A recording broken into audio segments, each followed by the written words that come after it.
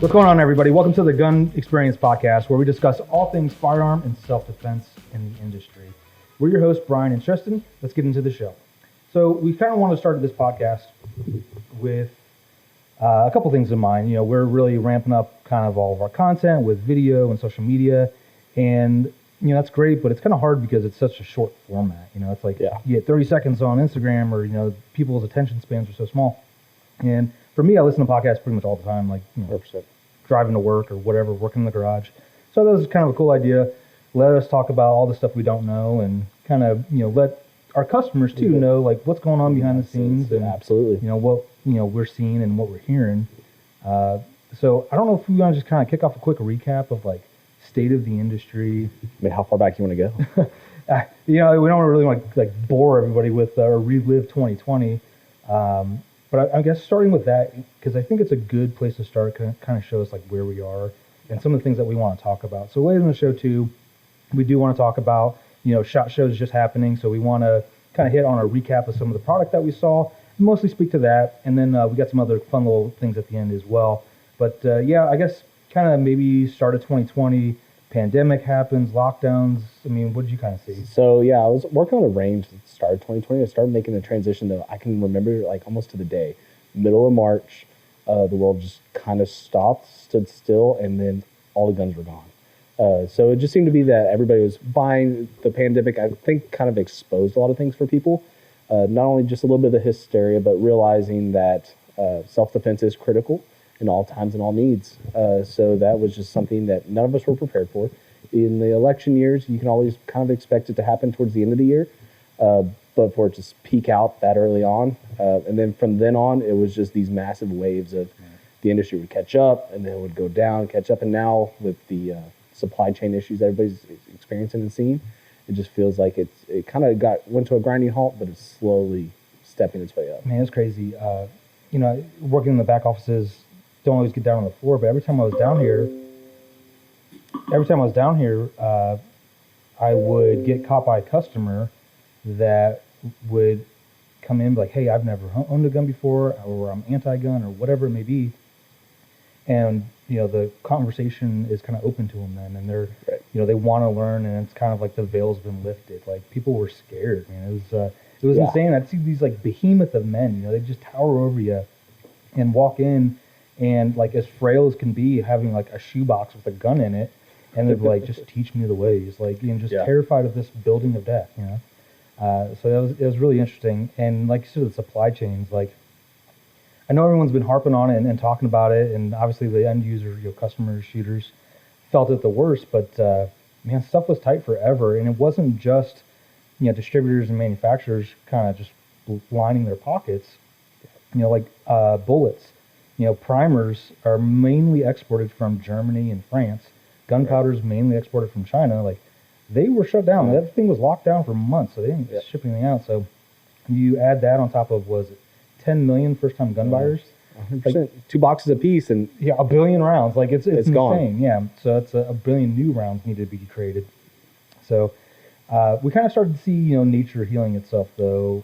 Slowly but surely. Yeah, I mean, prices are still high.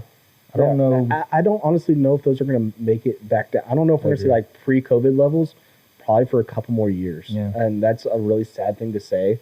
And it's just because everybody's trying to figure out what the new normal is. So do you think that's because of a higher cost of resources, or is it going to be like, well, we know people are going to pay $40 for a box of 9mm, so we're not going to go back down to 12. Let's keep it at 20. Oh, this is like extremely broad scope, and I could be 100% wrong in this, but if you think like labor shortages and stuff in the United States, people are out of work. The U.S. is not in its own bubble, right?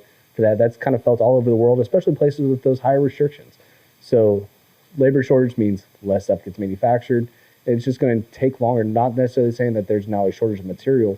It might just be a shortage of manufacturing capabilities anymore. Right. Until we can find out what those levels get back to, you're not going to see those prices drop just because there's less goods. Right. Yeah, that's fair. Yeah. It's tough too, because the market's fluctuating too. And I think later in the show, when we have some of these things that we want to bring up, it'll be good examples of, kind of new things brought to the market, and like new kind of lanes opening up to, I guess, new shooters. 100%. So which creates a larger demand. So unless they're tooling up and hiring and all this stuff, it's like it's only going to delay more and more. Yeah. So it's interesting, but definitely, ammo's still kind of, it's not all the way there. 223, 5.56, 9 mil, all like the kind of basic stuff is back, but all the kind of parent cases, that they feed into, it's like 6.5.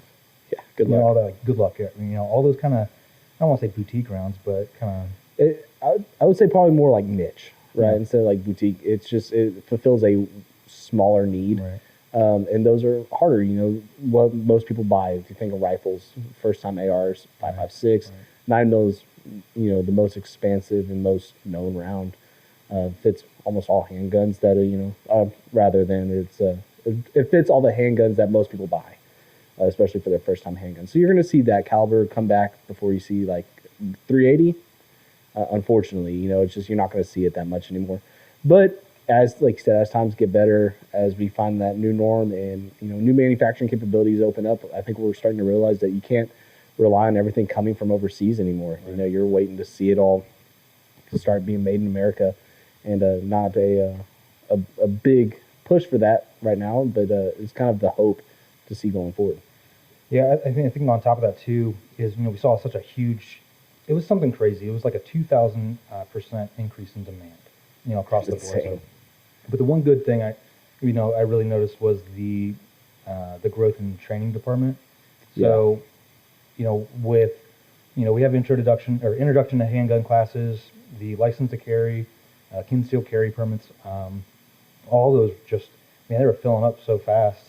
And it's cool because I know, like, and internally we always trying to think like, oh, get people here to get training, and we have training from like the most basic things of like, hey, here's a gun. This is like, don't look down this, don't pull that, like the basics, all the way up to some pretty high level, moving, shooting, stuff that isn't really for people that haven't had a lot of times behind a trigger. So, for people to kind of break down their own barriers, get past the fear and go do something maybe scary to them, new, kind of jump into the unknown with a firearms training class. I think that was pretty cool. And this demand for it was big. So people are getting training with it, which is great. And I think all of us would probably harp on that to get more training. I'm more excited to see that need being fulfilled than just buying another handgun. Right. Because everybody, does the New Year's resolution, but you don't want this to turn into the treadmill that sits in the corner. You never touch it again. Right, yeah. Once you buy a firearm, like, it is a responsibility at that point. You should be trained up on it. You should consider yourself knowledgeable on it.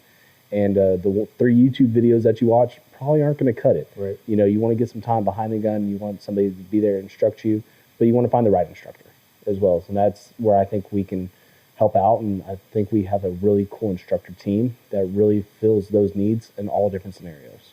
For sure. Yeah. Buying running shoes doesn't make you a runner, right? 100%. Yeah, for sure. No, I think just to your point, and I don't want to harp on this, make it sound like a commercial too preachy, but yeah, I do think the trainer did a good job at kind of breaking down the stress of like the anxiety of coming in here, making it fun, making it safe, but educational. And I think because of that, that's why he has such a high number of female shooters that come here. So yeah, it's like half of our audience here is actually female. So that's pretty awesome. Like the market trends are in that 20 to 25% range. So we got some type of weird voodoo that we're doing. So I'll take it.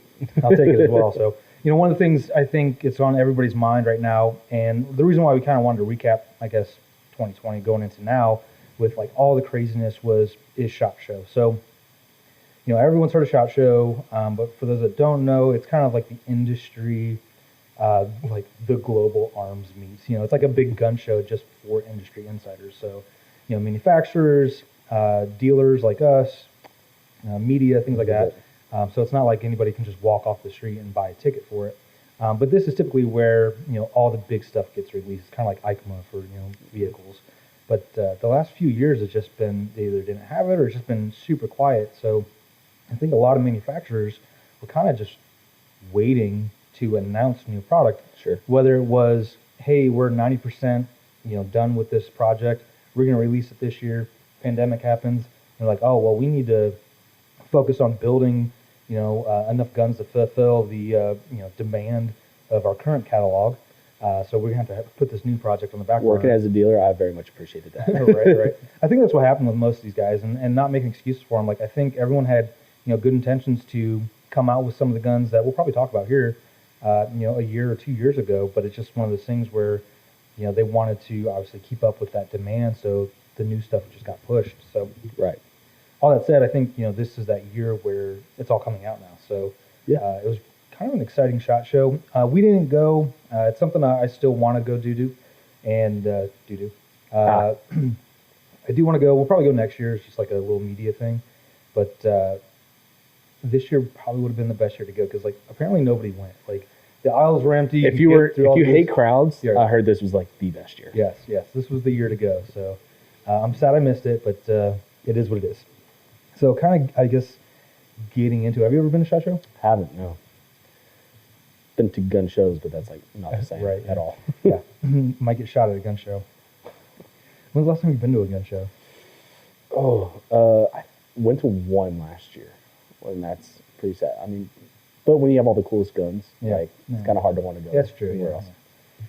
Yeah, I feel like most of them now it's just like either dealers, like kitchen FFL guys, or they're just trying to sell some Chinesium flashlights or Yeah. accessories. So, Yeah. but all right, so I kind of made a list of some things that I saw at SHOT Show. There was a ton of new announcements with guns, optics, all types of stuff.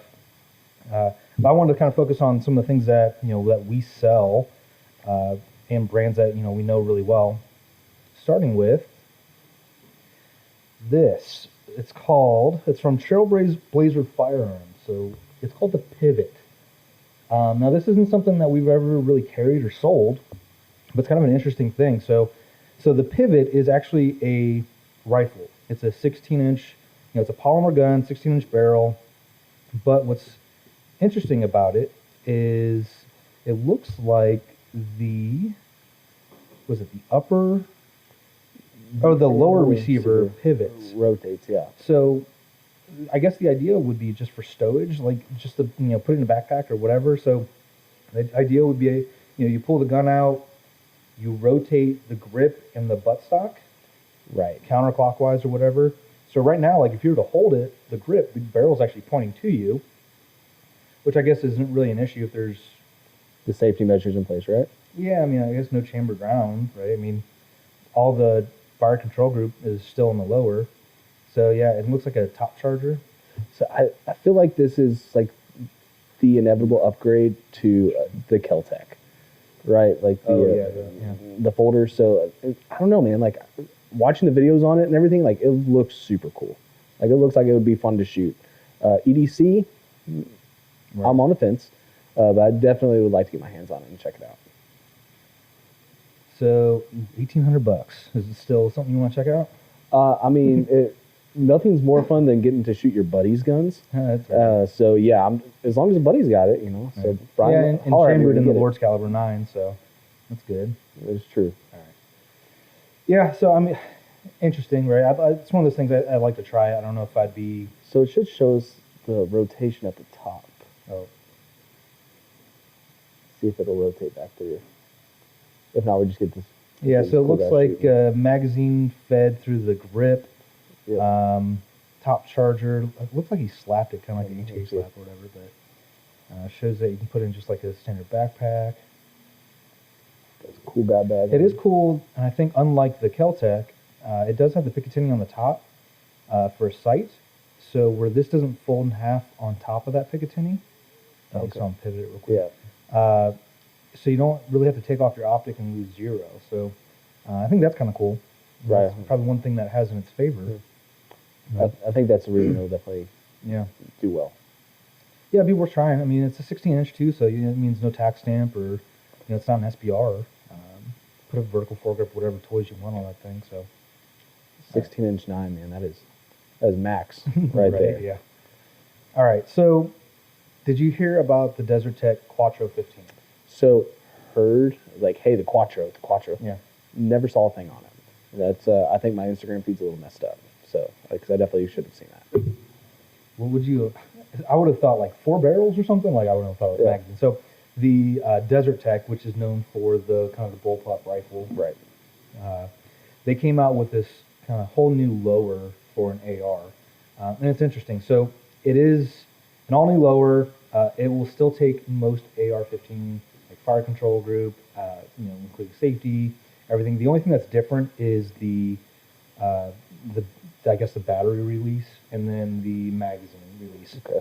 So the Quattro 15 is actually a quad stack AR-15 magazine and lower. What? Yes. So for those that don't know, a normal magazine is double stack, right? So for your AR-15 family rifle, so that means there's two bullets just kind of sitting on top of each other, and then they all feed in one at a time. What they pretty much did was, and they said we'll see your 30 rounds and we'll raise you to 52 per mag. So Okay. they show some dimensions, like it's slightly, we're talking hundredths of an inch shorter than a normal magazine. So it's the same height as it looks like a PMag they're comparing it to. It's all clear, which whatever, but 53 round magazine capacity. But it does have a proprietary magwell, obviously. And then it'd be kind of interesting, like your loadout. They have a really bad Photoshop job here, but you can tell it's I not don't know, real. man. I'm kind of digging the basic look. Yeah. It's all right. They're saying 4 mags would of this quad stack is going to be equal to 7 rounds of your normal like PMag loadout. Yeah, 7 mags. I mean, if it's interesting, I'm sure people will buy it and buy into it. I did see that they actually have inserts for these, so if you wanted to Rock PMags. run your normal Stenag mags, you can. So I think that's cool. The price was it $300, so $299.99. I mean, it's a little pricey, but compared to just most lowers on the market, and mags are $75. So the mags I don't think are terrible when you compare them to like D60s or anything like that. But So I guess I'm like, I'm trying to understand the why, right? So with 53 round mag, like, get it, it's cool. mag dumps, bro. Mag dumps, but like, what's the difference between this and just running like a 60 round drum? Is it just the fact that you can carry 4 a little bit more seamlessly? I do think the argument for that is drums are a real Pain to carry. pain to carry. So, and they don't fit in mag pouches. This looks like it'll fit in a dual mag pouch, no problem. But yeah, So your target market is the guy that so I guess I could see like competition shooting. You want to take it out to was it tactical games, right, something never like have to that, and reload, like yeah. run there and never have to reload. Like, okay, I get it. Yeah, I guess I'd be curious on the reliability of it. Like, man, it's so many rounds. They look like they're just floating in that thing. It's hard to see from these photos. It doesn't look. I can't tell if there's like a divider or not. It'll be interesting to see. For sure. So, So when are we getting one? well, I mean, we carry Desert Tech, So so hopefully we can get it soon, right? yeah. So I think we'll definitely can probably get our hands on one, try it out. So I think it's neat. I think it's kind of novel right now. Could take off. I don't know if it would really replace, something like the military is currently using. Like, number one, the Stenag or like the NATO mags are so, they're everywhere. Like, and they're thin enough to where you could probably have 7 on your body, 1 on your gun, and still be kind of like a slick setup. So I think on my plate carrier, I run 3 on the side or 3 on the front, 2 on each side. I still have a radio, still have medical, and then 1 in the gun. So that's plenty of. That's it. I've Yeah. carried 4 rig here, and then I've also transferred a couple down to my belt. Yeah, that's the other thing too. Your belt. Yeah, I usually keep my pistol ammo and an extra 1 extra mag of rifle there. So it'd be interesting. If it's reliable, I say heck yeah. Why Rock not? it, man. Yeah.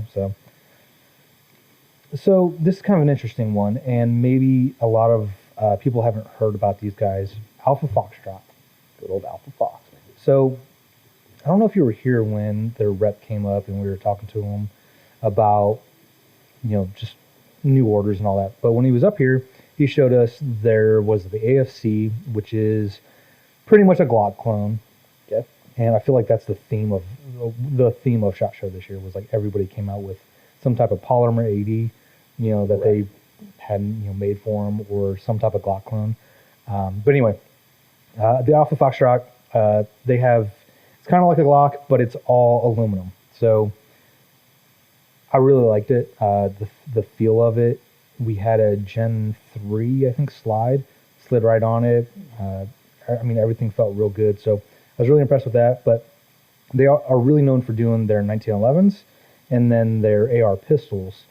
So one of the things that they were describing to us, and we could tell when we were looking at some of the 1911s, like the slide cuts on them looked awfully reminiscent of like the old STI stuff. Right.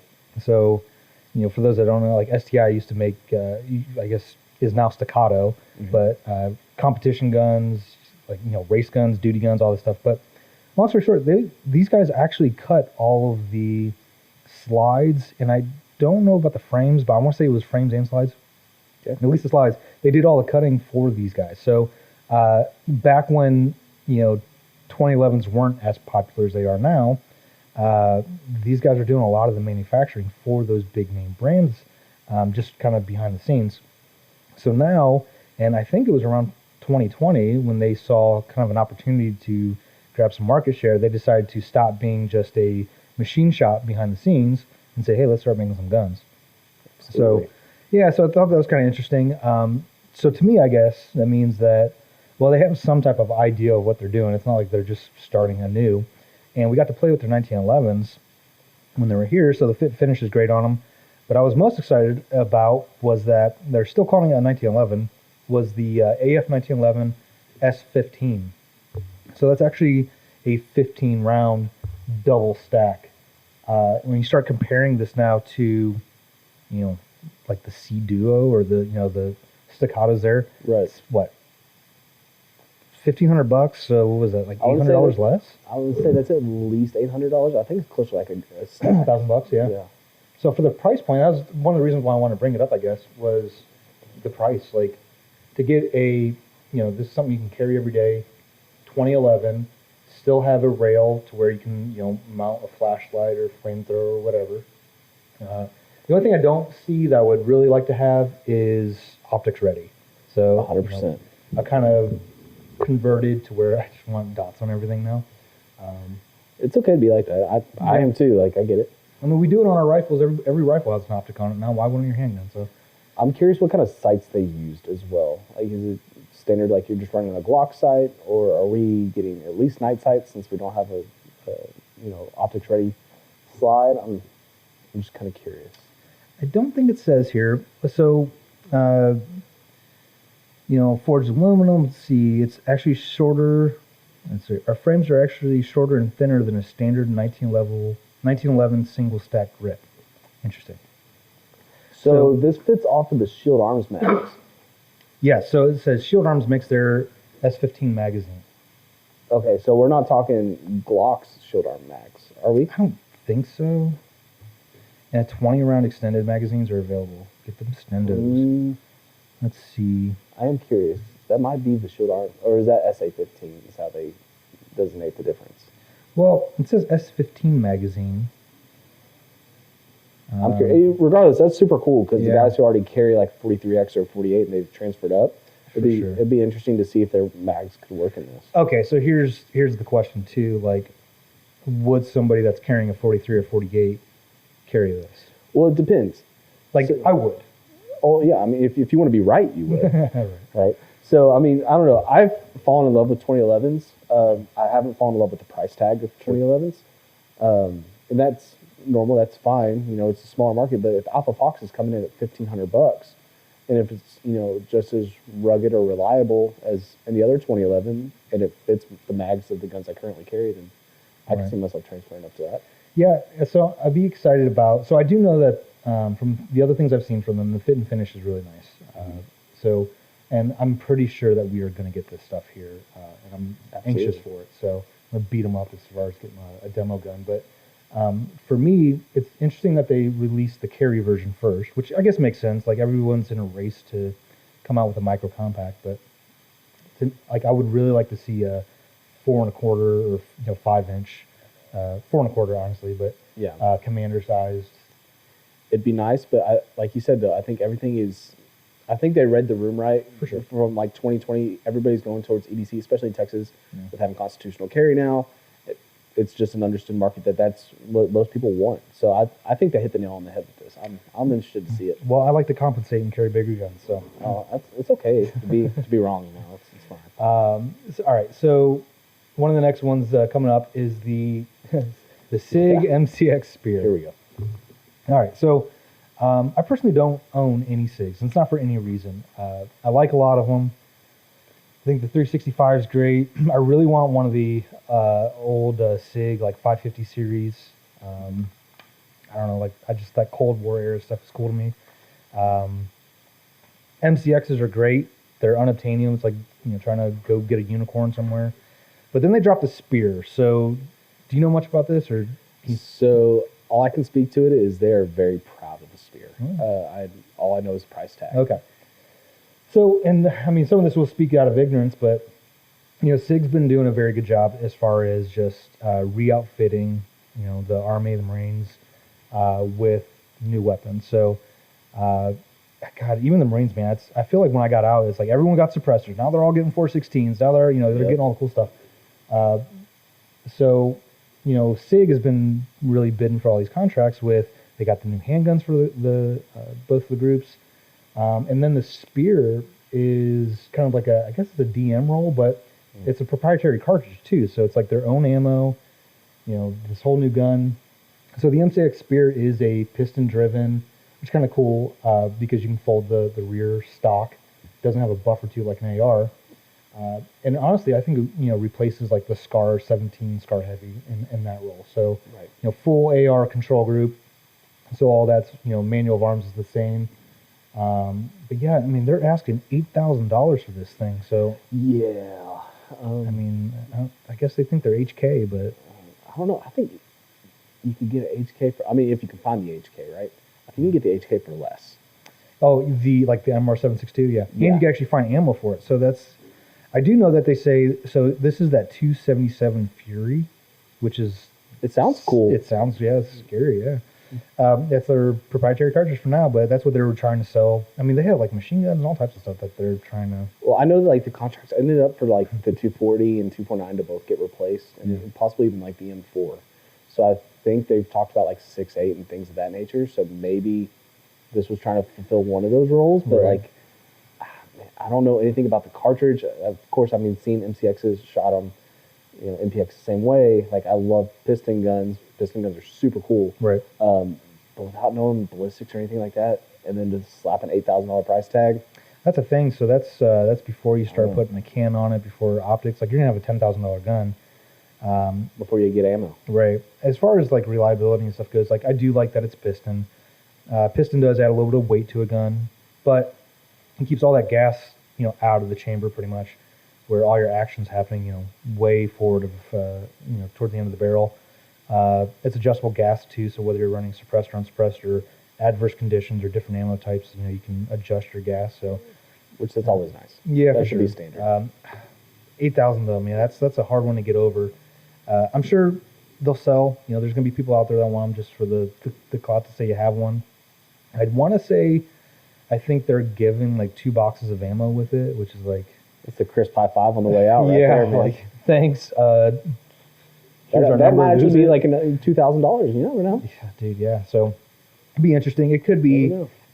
I mean, the good news is it's Sig, right? It's not like it's some obscure company that's coming out trying to push some wildcat round for the first time, and that's going to really, be hot and then just fade into existence. Like, I think Sig's going to back it up. A big company to back that up. So, and honestly, like I was talking to some guys earlier about like HK going back into the not for poors conversation, but how HK is hurting right now because on global market, a lot of their MP series and all that stuff is kind of old and outdated. And if you think about it, those have been around for 40 years now. So yeah, they're not really. They don't have like a civilian market that's strong. And they've done that intentionally. So where companies like Sig, like they're using their civilian market to kind of beta test stuff and now they're pushing forward to get military contracts. So like they're doing the whole vertical, man. They got the ammo, they got all the guns you need, like all the accessories, optics, all that stuff. So they're doing a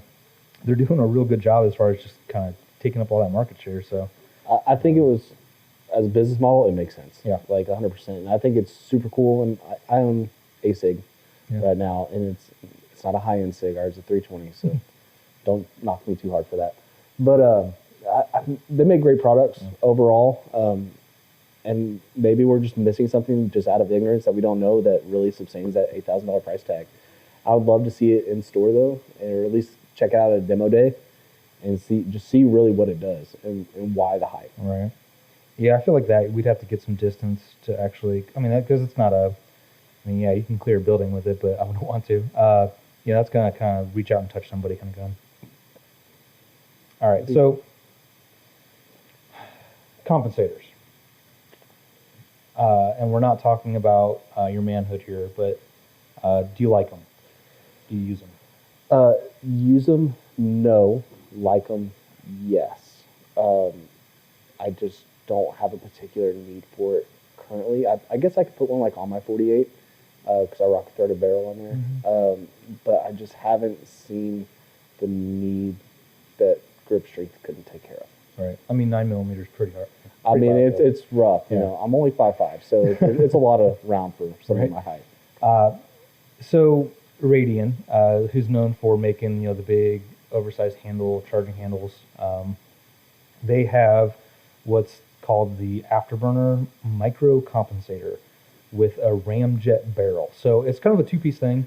So there's not really any good photos of the barrel, but the barrel pretty much has cutouts. It looks like at like the 11 and 1 o'clock maybe, and it matches up with a compensator here that goes in with a set screw that goes to the bottom of the barrel. So you don't need to thread in, thread off, all that stuff. And they're saying that it decreases felt recoil up to 44% with 115 grain ammo. So it hits like a 22? It's gotta. I mean, so I have a compensator that the Staccato XC is compensated, like it's an internal one, and then that Triarch has that thread-on compensator. So there is a noticeable difference with it. I mean, 100% it's perceived less perceived felt recoil. But one thing I hate about compensators, except for the XC because that's built in and it looks super sleek, most of the time it feels like it's just like a big like nose sticking out. Yeah, right. Like, I don't know, it looks like some weird like ugly duck to me. But I do like the way this looks. I don't know if it's because it's kind of more streamlined with that. Looks like they have on a Glock 19. There's no pricing on this, but I would hope it would be $200 or less. So I mean, most barrels are going to be 100 to 150, compensator, and it might be 250. I don't know. But they do make it for gens 3, 4, and 5, and it looks like it's for 17s and 19s. But if you have like a 19, it'll turn into a 17 length. If you put it on a 17, it's going to make it like a 34. Yeah, right. Let's see, it comes in just under half an inch long. I mean, really, that's not that bad. I can't say 100% that I would throw it on my guns. Just like I said, because I don't currently rock a compensator. But if it's knocking it down 44%, that's pretty incredible. It's a lot. I'd be interested to see that. What's cool is that I don't think you have to respring your gun or anything, as far as working with malfunctions or anything like that. So yeah, I know I like comps. Luckily, this isn't like a rifle, so where it's just gonna blow everyone's eardrums out. But I think that it looks cool at least. I'd be definitely interested in trying it. So that's one of the ones I thought was cool to see. So, excuse me, the next one is optics. And I didn't really see too many people make a big stink about anything that was new. There's EOTech that we'll get to, but Holosun. There's a great debate with these guys, because they are manufactured in China, which, I mean, to be fair, a lot of optics are, and it's hard to say, like, I don't know, like, obviously we want to support, American companies, things like that, but, it's tough when, you're in your living room and your TV's from China and your micro, like, everything is, probably 90% of the stuff in your house is probably made in China. So, as far as, just being, 2A advocates and, really want to, lift, the U.S. and all that stuff, like, there's just some stuff that, it's okay, I think, if it's from China. Like, I think I'm just trying to say, like, I think a lot of people dog on them just because they're from China, but honestly, I think Holostone is taking such a storm in the market that they've got to be eating up market share for like a Trigicon and all these guys. Because Oh, 100%. At the price point and in what's considered, I mean, how rugged and like reliable right, they're considered. I haven't heard anybody complain about, oh man, so this with, one out. with anything mechanical or electrical, there's always a chance to fail, right? So I'm For sure. no manufacturer's perfect. Absolutely not. I do, from my understanding is, and I have a ton of Holosuns, probably more than I would like to admit, but I've always heard that they've had excellent customer service to where if you do have an issue, they'll get you a new unit out immediately, kind of things like For that. sure. So, which is awesome. That's why a lot of people like Vortex. They have great, customer service, lifetime no warranty, questions asked. all that stuff. Yeah. Yes, absolutely. So, long story short, I do like Holosun, and I think a lot of the market are actually turning to the brand just because, one, the cost, but mostly like the features. So, they have the solar's failsafe is kind of like their big thing. So, on a lot of their optics, they have the solar panel that charges the battery. And hell, I can't tell you how many times I've actually put an optic on a gun, went out and zeroed it, and then when I went to go like turn it off, like I didn't even have a battery in it. It was just running off of solar the whole time, and that's at an indoor range. So it's like, Yeah. I mean, that's pretty cool. Pretty awesome. Yeah, like I don't know how long that would last, and as far as like years go, but like I'm like, So this SCS, Mhm. I was watching a few things on it, and it seems like it's 20,000 hours is what it says. So they're saying on the battery. on the battery, and Yeah. and if you look, there's not a slot for the battery, so it's an internal battery. Right. So being I don't have to switch out batteries or anything else. It's just solar charge, 20,000 hours. Now, do I have to leave it out in the sun for like 4 days? I don't know. But just the fact that I don't have to change out battery, like that right there caught my attention. I always think, I don't know why I have like this morbid thought of like, okay, whenever I buy something, whether it's a gun or an optic, and it really influences me on optics so much. Like, I think I played too many like Fallout games Probably. and like watched Mad Max too much. I'm like, okay, like eventually, if the world comes to an end, whatever, we're not gonna be able to get batteries, right? Or like all these things, like, so, do I get etched glass or all these things? So like all that crap runs through my mind. With Holostone, it is pretty cool that is a backup. It's just kind of a cool little piece of mind. The other, feature heavy stuff is they have the Shake Awake, incredible battery life.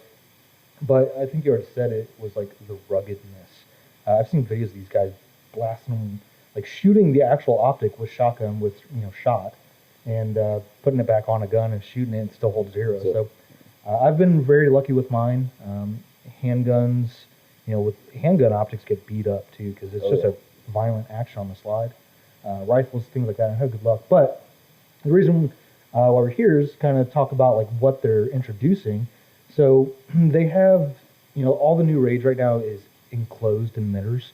Yeah. So, the reason with an enclosed emitter is so nice is, the elements don't get in. So think of most red dot optics as like a projector and a projector screen. So you have your screen, which is like your glass window, and your projector's out here shooting a little red dot at it. What happens though, what if it's raining? What if it's snowing? What if, whatever, you fall down Slip and in there's the mud, whatever, yeah. If it's blocking that projector, then it's not going to hit the screen. It's useless. That's what's so nice about the enclosed ones. Obviously, a lot of rifle optics are this now, but having that enclosed one, now you have two screens and the projector's in between them. So, you kind of have a sealed, from the elements optic there. So, if you do drop it in the mud, just wipe it off or, pour some water on it and go. Aesthetically, it's not there yet. Yeah, for sure. Looks like a mailbox on top of your gun. I was about to say, just the microwave sitting on top of the pistol. Yeah. But overall, I would 100% say yes. Like the EPS, I don't know, like you said earlier, Holosun makes awesome products, and I think they kind of hit it out of the park with their 2022 offerings. So they have the EPS, and then they have a carry-sized one here, too. So it's, I don't know what the actual dimensions are, but it's like 20% smaller. Yeah, and basically, I want to say it was like the carry variation was for your 43. Yeah, so it's like, so it fits on that tiny. Slide without the micro without spilling over. Fat tire over the sides, yeah. Yeah. Which is, that's dope, man. That's awesome because so many people are buying those, micro compact guns, and having the ability to have that closed sight is awesome. The SCS, which you were just kind of talking about, so that caught my eye.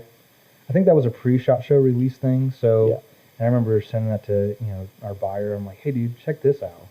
And so what the SCS is, it's actually all those same features and benefits, but it actually fits the footprint of that Glock MOS. So you don't need plates. You need those chintzy. How awesome is that? Yeah, that's great, man. So pretty much you just are able to put it in, no plates. It co-witnesses your standard sight irons. Yeah, like I think that's going to just be a killer product for them. No plates, no double stacking plates. Right. And then I don't have to spend $130 on getting upgraded sights. Yes. And the original optic is typically cheaper than most other brands. I don't know. It's going to be hard to pass that up. Right. I think that one's going to be killer.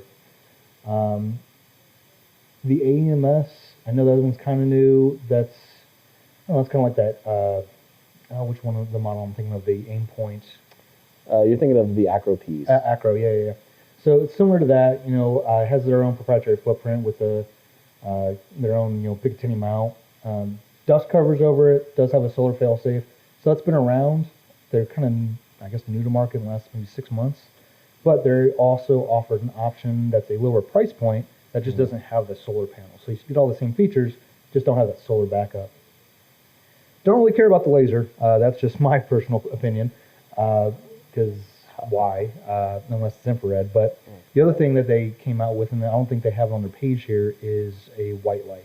So it's interesting. I don't know how well it's going to do or not, but it's a 500 or 1,000 lumen. Yeah, I just don't like they just stamp the logo so big on the side of it. I don't get it. I like the optics, and I'll stop there. Yeah. So I'm excited about the optics. I think they have like 4 new models that they dropped. They're all red dots, and I think they'll all do very well. So I'm very excited for that. My wallet is not, however. So Magpul made such a big stink this year with a ton of stuff, and they dropped like 20 new products. A lot of this stuff it's not too exciting, like those DACA pouches. Like they're just like awesome. Yeah, what are they? Some type of like polymer plastic pouch or whatever. I get like it's waterproof. You can put a gun in some of them. There's some that are small enough to be like a wallet.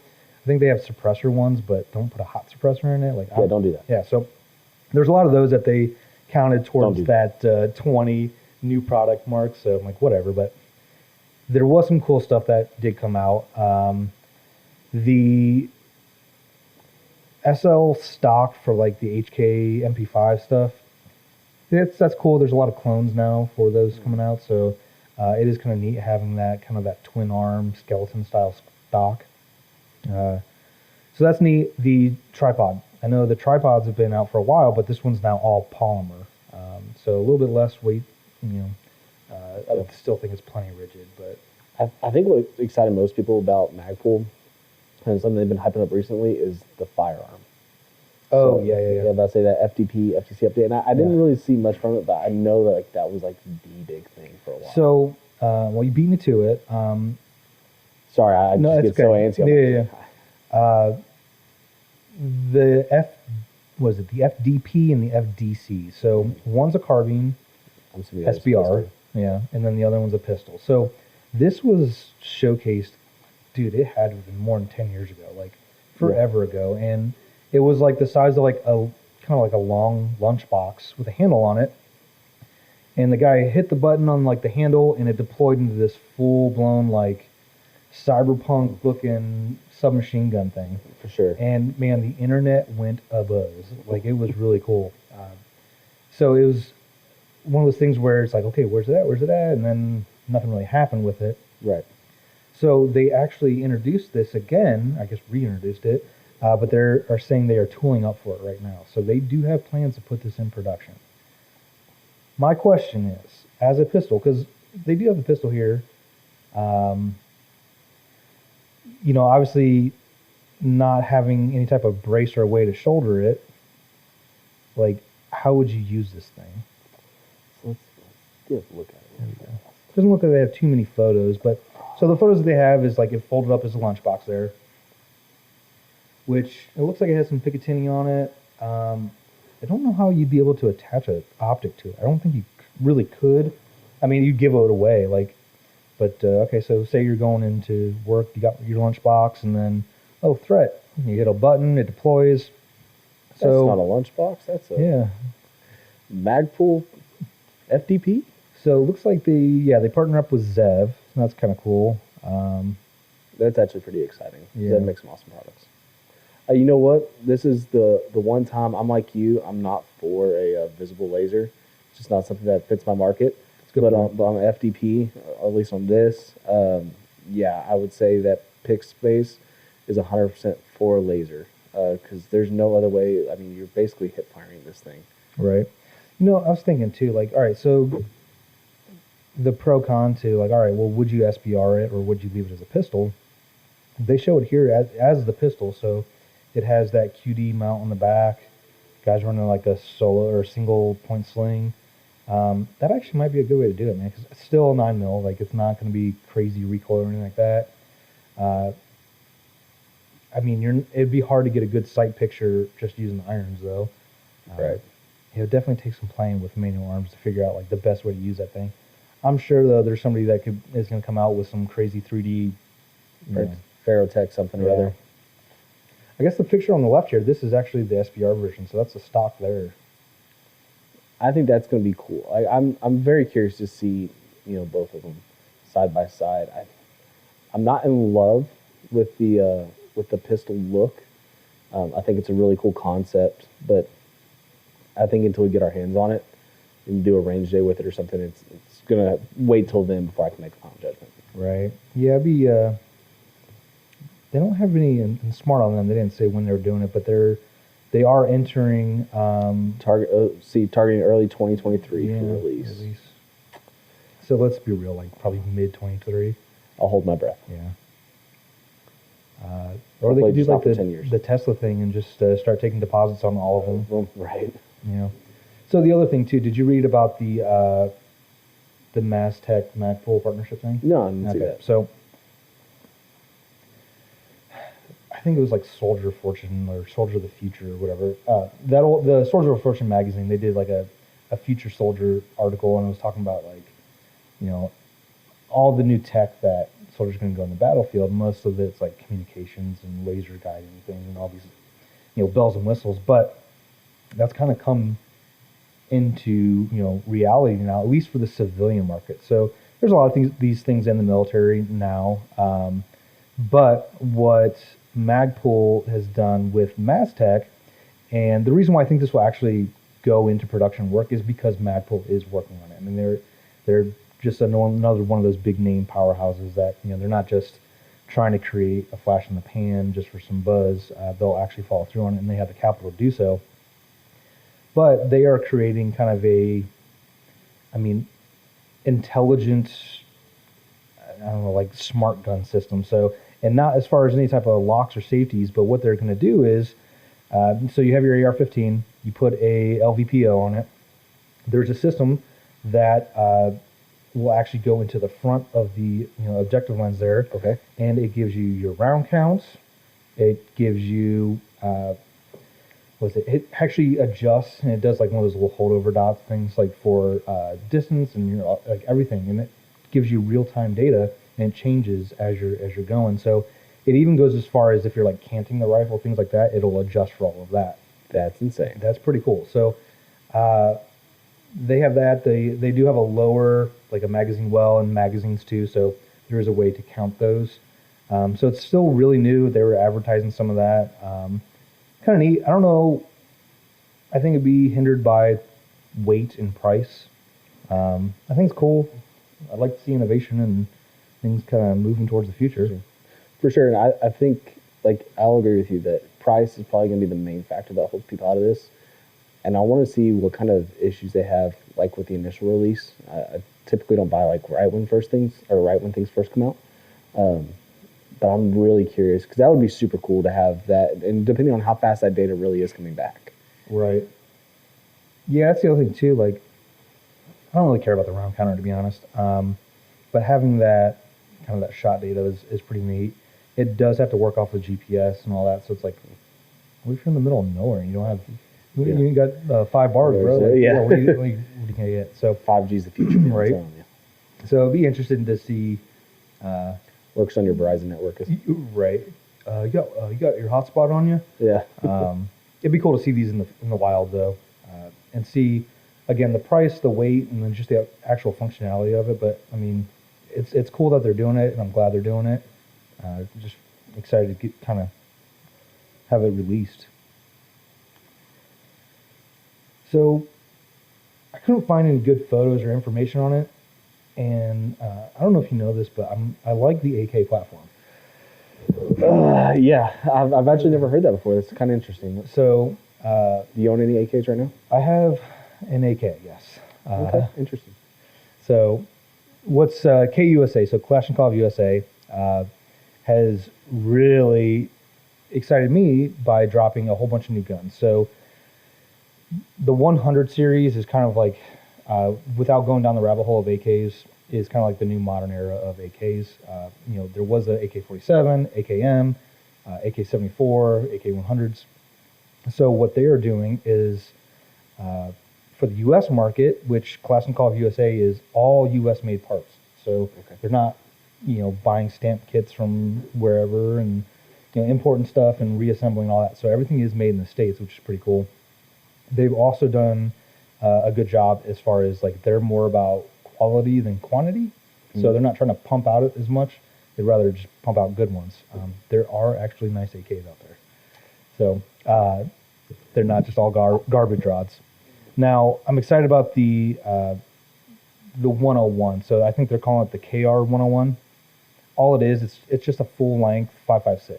So what's pretty dope about AKs is, all the reliability, functionality, all those things. What's even more dope about it is that you can get 5.56 in the U.S. That's so true. 7.62x39 is still plenty available. It's cheap. But what if that goes away with all the crazy sanctions? Well, that's in there, Dan. Like I know it's kind of we're kind of getting closer to the end times of like 7.62 being the cheapest round. It seems like out there. Yeah, the by 39 stuff, man. It is going up in price. I think there's a lot of manufacturers going to try and fill that void. I don't think it's going to go away. There's plenty of other countries that manufacture it. Like it's still a big round. But it is cool to be able to run 223, 5.56 in your AK. The question for me then, I don't know if you know this, but I don't own an AK. I'm wrong. I know. I need to get one. You need to fix yourself. I do. I need to correct myself. I'll do push-ups after this. But mags. Yeah, that's good. Dude, that's the number one question. So I have a 5.56 Zastava. So shooting that caliber out of an AK is like, I mean, it literally is a 22. Like it is. Nothing to it. There's nothing to it. It's so flat. I mean, it's so easy to shoot. As crazy universal people think AKs are, that is 100% the opposite. ARs are probably the most universal thing. They're like Lego blocks. I feel like every AK that I've ever touched has like its own personality and its own like special like needs and wants. So I do think we can go down a whole tangent on this, but I think if for any AK owner, they should have some basic, tools and some knowledge of like how to function things and how to work on their gun. So I'm not saying like you're going to rebarrel your gun or any of these things, but magazines. So not all of them, they're created all over the world, and not all of them fit the same. Tolerances are always different, things like that. So with mine, it came with Zastava magazines, which those fit, just fine, perfect. I bought a bunch of like Polish Beryl mags, which is what their current military uses. Bulgarian Circle 10, which is kind of like the Rolls Royce of AK magazine stuff. Got those. Every one of those, I actually had to file down the top of the feed lips just for some clearance. So it's one of those things like it takes a little bit of love and affection. And, AK owners, I understand why it's like so close to your heart, right? Because it truly does take. You have to seriously love the platform to put that kind of work into it. Because if you told an AR owner he had to do that, he's buying something else. No, I think that is kind of one of the. It's overall on paper, it's kind of a con, but for me, the joy of it is, you get to put a little, elbow grease and some time into it and make, I like mechanical things, so, figuring out the how and why, make it work and all that. So it does kind of make those guns feel like they have a little bit more of a soul to them, which is kind of weird, because commies don't have souls, but, compared to like an AR, like, dude, I could build an AR in like out of a full parts kit in, I don't know, less than an hour. Like, I mean, it's so easy. Everything goes together. Everything's for the most part, universal. But for these, like, you need to get out and you're gonna file stuff. You're gonna, stone different, contact points or whatever. But to answer your question in a very long way, plenty of mags available out there. They're also going to be making their own mags as well.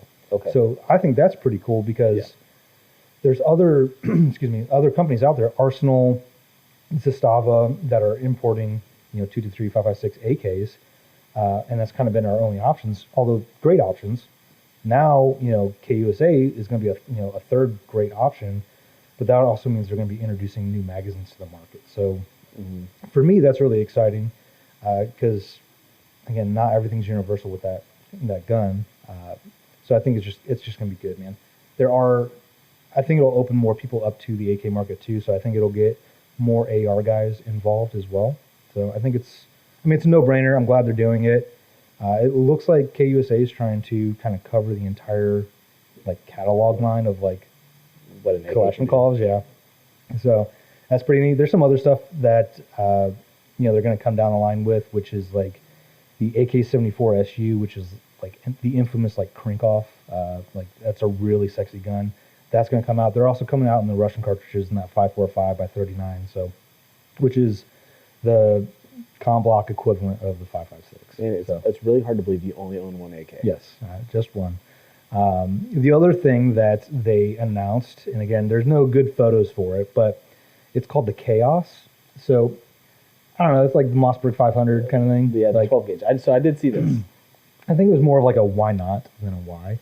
So I don't know who asked for this, but pistol grip shotgun. Did we have to ask for this?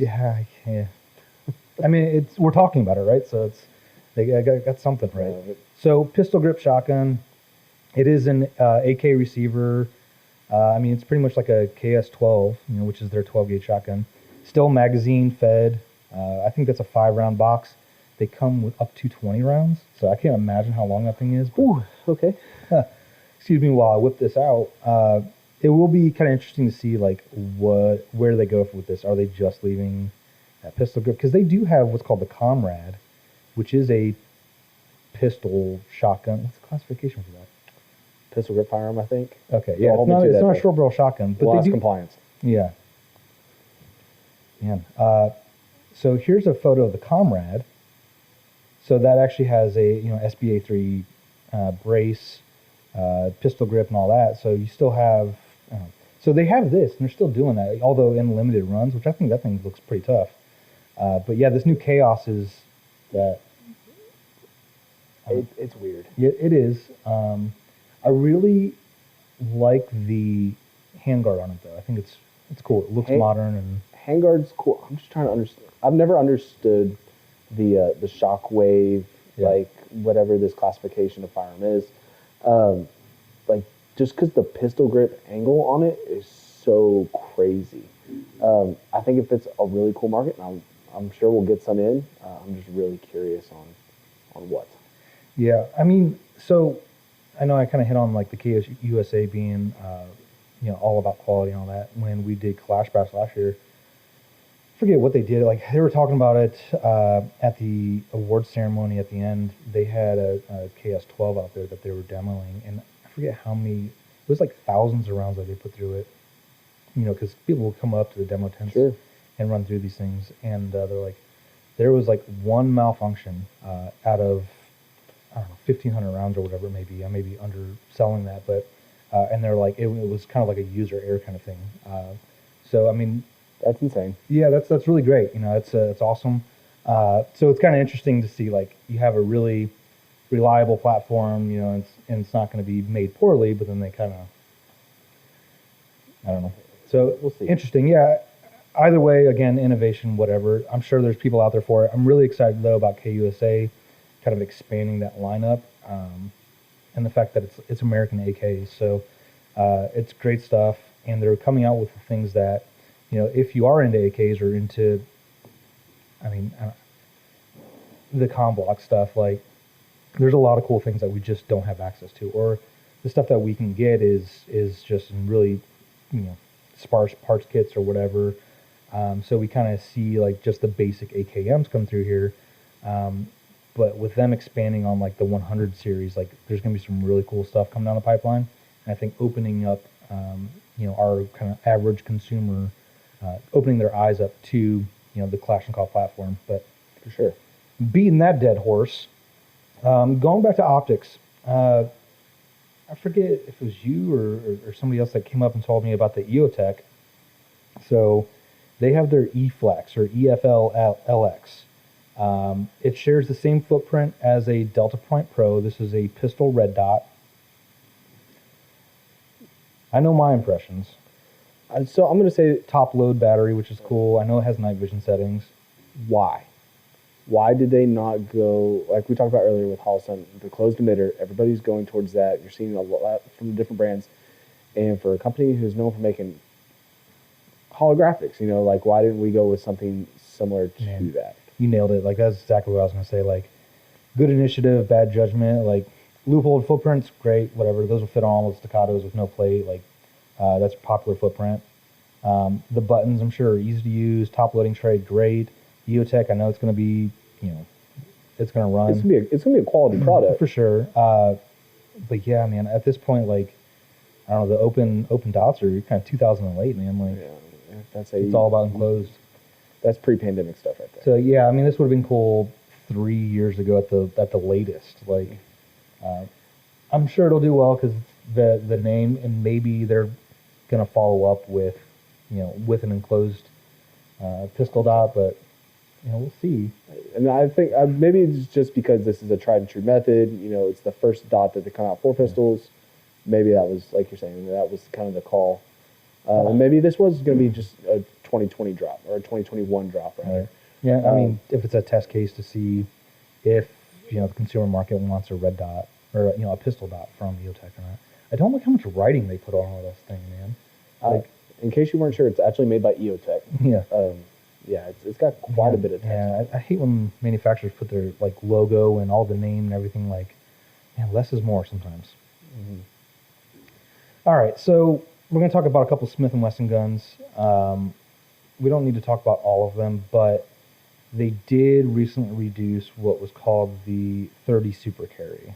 I know this has been around for a couple weeks, and it's been kind of talked about probably ad nauseum, but I don't know if people really understand like the purpose for it. And I know my feelings, so I'll let you go ahead and fill this out. Well, it's kind of funny going back to the original conversation we had about like the pandemic ammo and all that stuff. Like Federal, which is kind of under a blanket of different, like there's all these ammo manufacturers that kind of owned by the same company. They had come out on video multiple times like, hey guys, stop yelling at us. We're trying to make it as fast as we can, and all these things, which like, I know they are. Like, I know they're working hard. I know they're trying to keep up with demand and all that stuff, but like the whole stop yelling at this video is kind of weird. But I know they're catching a lot of heat right now because they're saying, well, what, of course you guys are having manpower issues or, materials, not allocated for this when you're creating these new like projects or whatever. So like people are a little angered about it. Kind of like a side conversation, which I'm sure we could go on forever about, but For sure. And I think that one thing is not like, I'll say this in more of like a Federal Smith kind of gun industry defense, is that a brand that launches a new product like this, like they didn't look at this June of 21 and say, what's going to be really, really cool Fair. is going to be this new caliber. Sometimes it's been in the work for several years, and then finally get to that point where it's time to launch it and make this project make money because R&Ds cost X. for sure. And it's not just them on board either. Like I have on the screen here the Smith & Wesson Shield. Same thing. Like they probably didn't have to tool much different because it's just another shield. But Nighthawk, they have a gun, and that thing was it $6,000 or something like that. Something yeah, like that. and chambered in this 30 Super Carry. So I mean, it's just not them thinking about it. So the 30 Super Carry, the idea behind it is it's more powerful than a 380, but more capacity than a 9mm. I think that's probably the simplest way. Yeah, but I say ballistically, you're reading a 9, but you're getting 380 capacity. Correct. Same thing, just opposite. So which averages about 2 extra rounds per Right. mag, which I mean could be very costly. I mean, So I remember just talking with my dad and stuff about back in the day, his law enforcement career and things like that, and why 40 was so prevalent is because 9 at the time was getting stripped down. You know, when you shoot through glass or Sure. wood and stuff like that, it loses energy. The round fragments really bad, so you went with a 40. That way, if you shot through stuff, what actually goes through is still enough to be effective. 9 has come a long way since then. The technology's kind of increased in that, so that's why I think 9's become so prevalent now. And 380 was filling that gap for people who thought 9 had too much recoil for them, which to each person is 100% their own. Totally get it. I'm just trying to still understand the why behind the 30 Super. It just, to me, it doesn't make enough sense. Now, ballistically, like if it's shooting the exact same as 9, then sure, if it gets enough momentum, then I could see myself picking it up. But as of right now, getting ballistically as 9, the 2 extra rounds, I'm just not sure if that's enough to sell it for me. yeah. So all the feedback I'm seeing too of people that shot it, they're like, dude, you can't even tell the difference between shooting this and a 9mm. So, you know, that kind of raises the question of like, why not just get a 9? Trying to, you know, pull back out of the bubble and think of it as objectively as possible. I do think it is intentionally meant to capture the market that is so hot right now, and that's a micro compact, because it's like a race to who can carry the most rounds. You know, Right. Sig, when they dropped their 365, changed everything. Now everyone's chasing those numbers, and they're all trying to beat each other by a round here or there. So I think part of it is that, like, they can boast a higher capacity. Right. The super carry, I think, is an intentional name. Obviously, it's a little long for my taste, but half that slide is. So is the name, is it 30 Federal or is it 30 Super? Or? So no, I think because it's not just federal. Like so, it's gonna be 30 Super. all the big manufacturer names for ammo are actually making it. So I think it's just 30 super carry. I think that's how we'll see it. Okay. I could be wrong. They could come out and say it's federal 30 super carry, but I think it is just 30 super carry. I think it's probably smart for those first-time gun buyers. You know, they don't know better, and like, oh, you know, they just see the carry thing and what, you know, it's a small gun, whatever. You know, I think it's one of those things where they can maybe use it as an excuse to sell to a first-time gun buyer or somebody that's recoil sensitive, even though it's the same as a 9. And I also think it's just so they can pad those. I'm saying marketing round works numbers. sometimes. Yeah. You know, and it makes sense. You know, that round count, I think you hit the right on the head. Is adding 2 extra rounds. You know, seeing what you can get total, really fast and fast to market rather. You know, I get it. I don't know. I just don't see it being for me right now. So, optics cut is an option as well. So that'd be cool to throw a dot on it, which I think would also be good. You know, whether you're experienced or not, if you're a first-time shooter, you know, and if you train to how to use a dot, I think that's good. It doesn't have an accessory rail, so no lights or anything like that, but that's the M&P Shield Plus. So we should have those soon. I'd be interested in trying it. I know we ordered a bunch of the ammo and then the guns. Definitely get on the range and watch our YouTube channel. Yeah, right. See when that drops. So the other thing, excuse me, is the volunteer series. So I didn't hear much noise on this, but my understanding it is a enhanced lineup of rifles. So I think they got the name volunteer. It was like a shout out because Smith is moving their manufacturing to Tennessee. I believe so. I think it was a shout out to their change of homes. Is how that name came about. But it does, and I think how they got, like you're saying, the upgrades and stuff. And it seems like there are some upgrades that are thrown into this. Yeah, you know, like at a first glance, like it's another AR-15, which is like, here's your vanilla cupcake. And I mean that with great love. There's some sprinkles on there, don't worry. So, and Smith is a reputable brand. I mean, they make great guns. Their ARs are great too. So when you actually look at these kind of and zoom in on like the features and all the details, like there's some cool stuff on here. Like all of them are coming with the flat face triggers, B5 furniture. They have 14.5 options that are like pinned and welded with with nice brakes on them. So that flat face trigger is Smith & Wesson's new, like mil spec. So it is. Oh, really? That is their trigger still. Interesting. So I'm interested to see that and see how that shoots. So flat face triggers. I mean, why? So there's, I think, a couple schools of thought. Flat face triggers and like being a single stage trigger, I think really captured the competition and tactical market really well. That sudden, quick breaking shot is great. I still have love for curved triggers, but I think most people are going to flat face triggers if they're going to upgrade. Yeah, I mean the what I always kind of told people and what I always heard was like flat face is pretty much no matter where you put your finger, it's going to be a consistent pull. Right. Where curved, obviously, it's going to be a little different. So I think it's cool, especially if you're, hey, I want to get into an AR. I don't want to get a El Cheapo, but something with some nice features to it. For sure. Man, they dropped like was it 6 or 9 guns? Like it's a lot. So a lot of features. So I mean, whether you want kind of a bare minimal furniture with a Picatinny gas block, or they have the A2 front sight post, or full on tactical, man. Like they have all the way out to 20 inches, I think. So yeah, 20-inch barrel. So, and I'll say this about Smith & Wesson ARs. If you're looking to get into a starting AR at a great price, it's hard to pass up on Smith & Wesson. We've had some down the range, and the only thing that they had to do to get it back up and running again, it was because it just got rented so much that the barrel got shot out. Oh, geez. So they just went and got a new barrel. You don't really shoot like easy, a smoothbore or anything like that. So change that out real quick, and it's back up and running. Just a quick clean, you're ready to rock. So they're great guns. If it's smoothbore, does that make it a musket? And does that then fall back under to the shall not be infringed?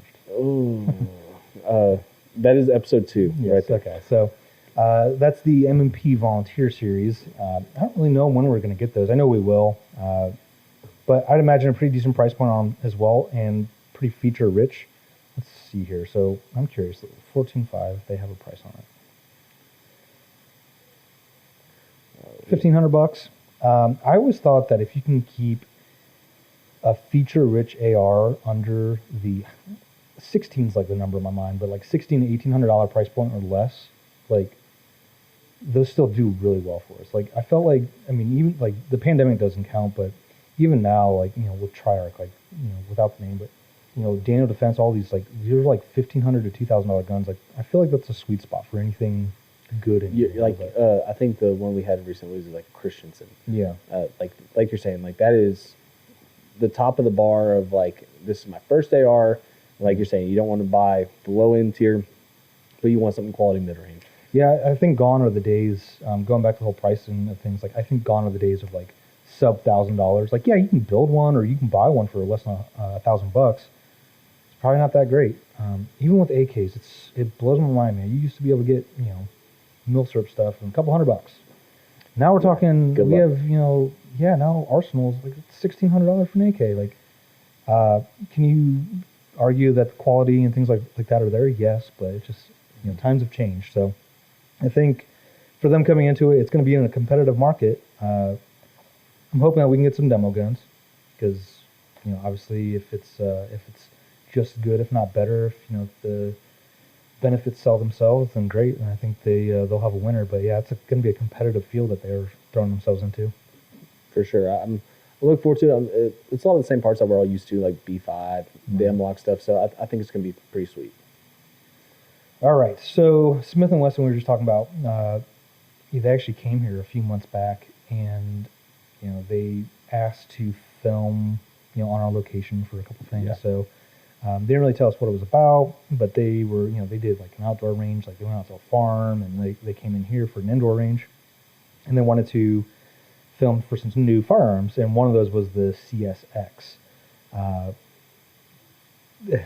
we were joking about the quality of the actors and whatnot, but that aside, the CSX is a metal gun, and it is hammer, but it's meant to be like a micro compact. So interesting. Double stack, correct? Yeah, double stacked. Let's see, from 12 and 1 rounds. If you so everything I've ever heard, like there's a flush magazine that's 10 rounds. There's one that you can get your pinky on that's 12 rounds. So it's kind of that same ballpark with all of your kind of modern micro compacts, except it's a all metal gun. So yeah, here's where I think you're going to lose me, is in the action. So it's a hammer fired single action firearm and a micro compact. I think that's going to really do well for some people that like that 1911 look and feel. And that's essentially what it seems to be. But you see the width is just over an inch. Like it's going to be a pretty thin gun. Right. But just being a single action firearm, I like that in a 1911, like a true to form, But government size 1911 or commander size even. But this here, I just don't know. I don't know how I feel about that. so here's where I'm at. I don't mind the looks of it, even though it's got a little bit of junk in its trunk with the palm swell on the grip, which is probably good though. I mean, especially bigger guys with those small guns, get something more substantial to hold on to. Sure. So the problem with, I guess the good thing about striker fires is they're a consistent trigger pull every time. Like that's the same weight every time you get it. So, where like double action, single action, like double action, you might have a 12-pound trigger, and then in single action, it might be 4 pounds or whatever, Sure. So I don't know the internals of this, but I'm really thinking that this could be beneficial for those with limited hand strength. And here's why. So like 1911s, 2011s, if you were to pull the hammer back, like so you have a cold gun, it's completely empty, slides forward, you put a new mag in, of fully loaded, you pull the hammer back, now you go to slide the slide. That slide, you're only working off the recoil spring pressure and not recoil and hammer spring. Okay. So I'm thinking that for those that have limited hand strength, like semi-automatic handguns are hard for a lot of people. Like most of them are pretty unforgiving. That's why that Shield EZ did so well. That's what I was just saying. So you're thinking this is the easy of the micro compacts? Kinda, without being an EZ. Yeah, I mean it is. Without the Yeah, I mean it's external hammer fired. So again, I don't know because I'm not sure how that's actually mechanically, what it's like in there. There's got to be a hammer spring. I don't know if it's like a 1911 runs down the backside of the grip, but that could be a cool little feature that might draw some people in. And also, I think you're going to get people that are like, well, yeah, I like 1911s. I like the manual arms, but I don't want any of that plastic crap. I think you're going to be able to pull from that market a bit. Or shoot one. Hell yeah. I don't know if I'd personally buy one. $600. I think the price point's fine. That's street price will probably be less than that.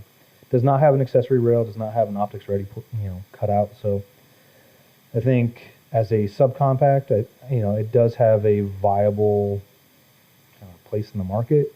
I'd be really curious to see who it is. They do have that trigger shoe safety too. So yeah, I don't know if you leave that thing cocked and locked, or if you just leave the thing hammer back and take the thumb safety off, but I just don't know. Yeah. So again, it's nothing that I'm really sold on either, but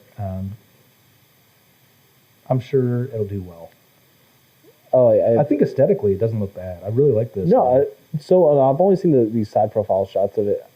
Seeing that it's only going to be an inch of width though, like that's not bad at all. Whenever you say 12+1, I'm thinking it's going to be a super fat grip. Right. But that doesn't seem to be too rough. Okay. Now into a little bit bigger guns. Canic. So I've never personally owned a Canic. I've shot a couple, dry fired a bunch. They, just for the sake of conversation, because we sell them, we carry them, they came out with the new SFX Rival, which is pretty much, I think they built it off of that new Mete lineup. Canics, I mean, they're kind of known as inexpensive but really feature heavy. Like they come with, holster, all the extra mags, like everything you can think of, and a really low price point. But they've always been known to have really good triggers too. As an EDC, it is really hard to pass up Canik. For like your first time buyer, everything comes right there, so it is pretty nice. Yeah, I mean it's crazy. Is it the best thing out there? No. Well, I don't know. What 2019 didn't the guy who won Worlds or some international shooting competition was with just a standard run, no Canik? I doubt it. Like, I don't really have anything bad to say about them at all. It's just I think it's one of those weird things. Like I can't come to their defense. I don't know one either. I mean, but they're super. I think they're cool guns for sure. Yeah, I appreciate what they're doing. Mm-hmm. So the new Rival, it's pretty much like their competition ready gun. So optic, compatible. So there's plates for it. The trigger, I don't think they call out what the actual weight is, but actually seeing videos of guys just doing it, like there is zero reset. It is a very short reset on this thing. I appreciate that they use a metal trigger instead of just another plastic, polymer triggers. So I'm interested to see this. I think for the price point and everything, I think they're going to have a home run with it. It looks cool. I mean, I don't really care about all the colored accent stuff, but as a race gun, things like that, those can get a little bit more flashy. Oh, for sure. So I'm sure it's no CZ Parrot. Right. So this is a IDPA, IPSC, USPSA. This would be like a limited division gun, unless you start putting optics and things like that on. So you could probably run it in several classes. Right. But yeah, I mean they are marketing it as a competition gun. I like it. So yeah. All right. So I actually left this highlighted here, and we sell a lot of the Shadow Systems, another Texas company. And I was totally wrong until I actually read the article about it. I knew that this was coming just from our rep and chatting with them, but it's the all-new CR920. So Shadow Systems is like not a Glock, but they're, I don't know, it's a Glock, replica kind of, but they're totally custom, so custom slides, frames, triggers, like everything on them. So it's everything you would do to a Glock after buying a Glock. For sure, yeah. It's like a Gucci Glock, but not Glock. Reasonable price point, but they are nice, good triggers, good shooting guns. What's really cool about this one, though, is they are coming out with another micro compact. So, we're used to seeing Shadows, being similar to the Glock 19s or 17s in size, but now this is like a Glock 43. It's a slim micro gun, and like that's pretty awesome. For sure, and I'm glad to see that you can still make the micros look good. Like the CSX is cool. I grew up on polymer guns. Yeah, like this is something different. You have optics ready, so you can put a dot on there. You can put a light on the front. There's plenty of magazine options available for this thing. So, this will do well. It's going to be a home run for them too. So, and I'm sure holster compatibility, it's already out there. I mean, so these things fit in a lot of Glock holsters. So what is the actual barrel length on this guy? Let's see if I can find it. So, 13+1. Let's see that. Can be with a patent pending mag or 10+1. So 3.41 inch barrel. So almost 3.5 inch barrel. So it truly is like a subcompact barrel on it. Mm-hmm. And it's a Shield RMS footprint. So Shield RMS and Hellion 507K.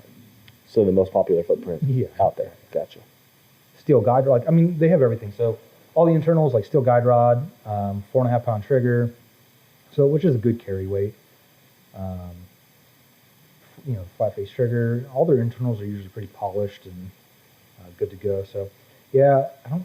MSRP starting at $679. So I don't know what the street price is going to be. But dude, that's going to be great. Like, because hell, you buy a 365 or like a 48, and then you want to get, if we're going to compare it straight up with the Shadow here, you want to get a milled and cut slide, stippled frame. You want to upgrade your trigger. Like we're talking $1,000 for one. I'm about to say you're talking sights and mag release. Yeah. Oh, easy $1,000 just to do the upgrades, or you can hop in at $679. So that's pretty cool. Yeah. I'm excited to see that one. So definitely want to add that on the list. This is something that we don't really carry or a brand that we sell, but I thought it was really cool. I'm like, that's a really neat photo. So For those just listening, it's the Genesis Arms. So it looks like they do AR platform 12 gauge shotguns, and if you tell me that, like, I get a weird tick, and it's like, okay, gross. Because most of the AR or AK platform shotguns, like, are just the kind of the cheap Turkish stuff, and it's like import, yeah. Reliability is all over the place. Like, you don't really know. So they're fun, but that's not like. Hopefully, that's not your only gun. This is kind of not that. Other than just having a really kick-ass photo, I think they made a big stink at SHOT Show by having a full auto one of these. So it's. I was just looking at that selector switch. I was like, that is all the way to the back. Oh yeah, yeah. That's why there's two, almost three, 2.5 ejectifications. Mm-hmm. Again, AR platform, 12 gauge, right side charging handle. Big, magwell, but they're not cheap either. So they're like $2,500.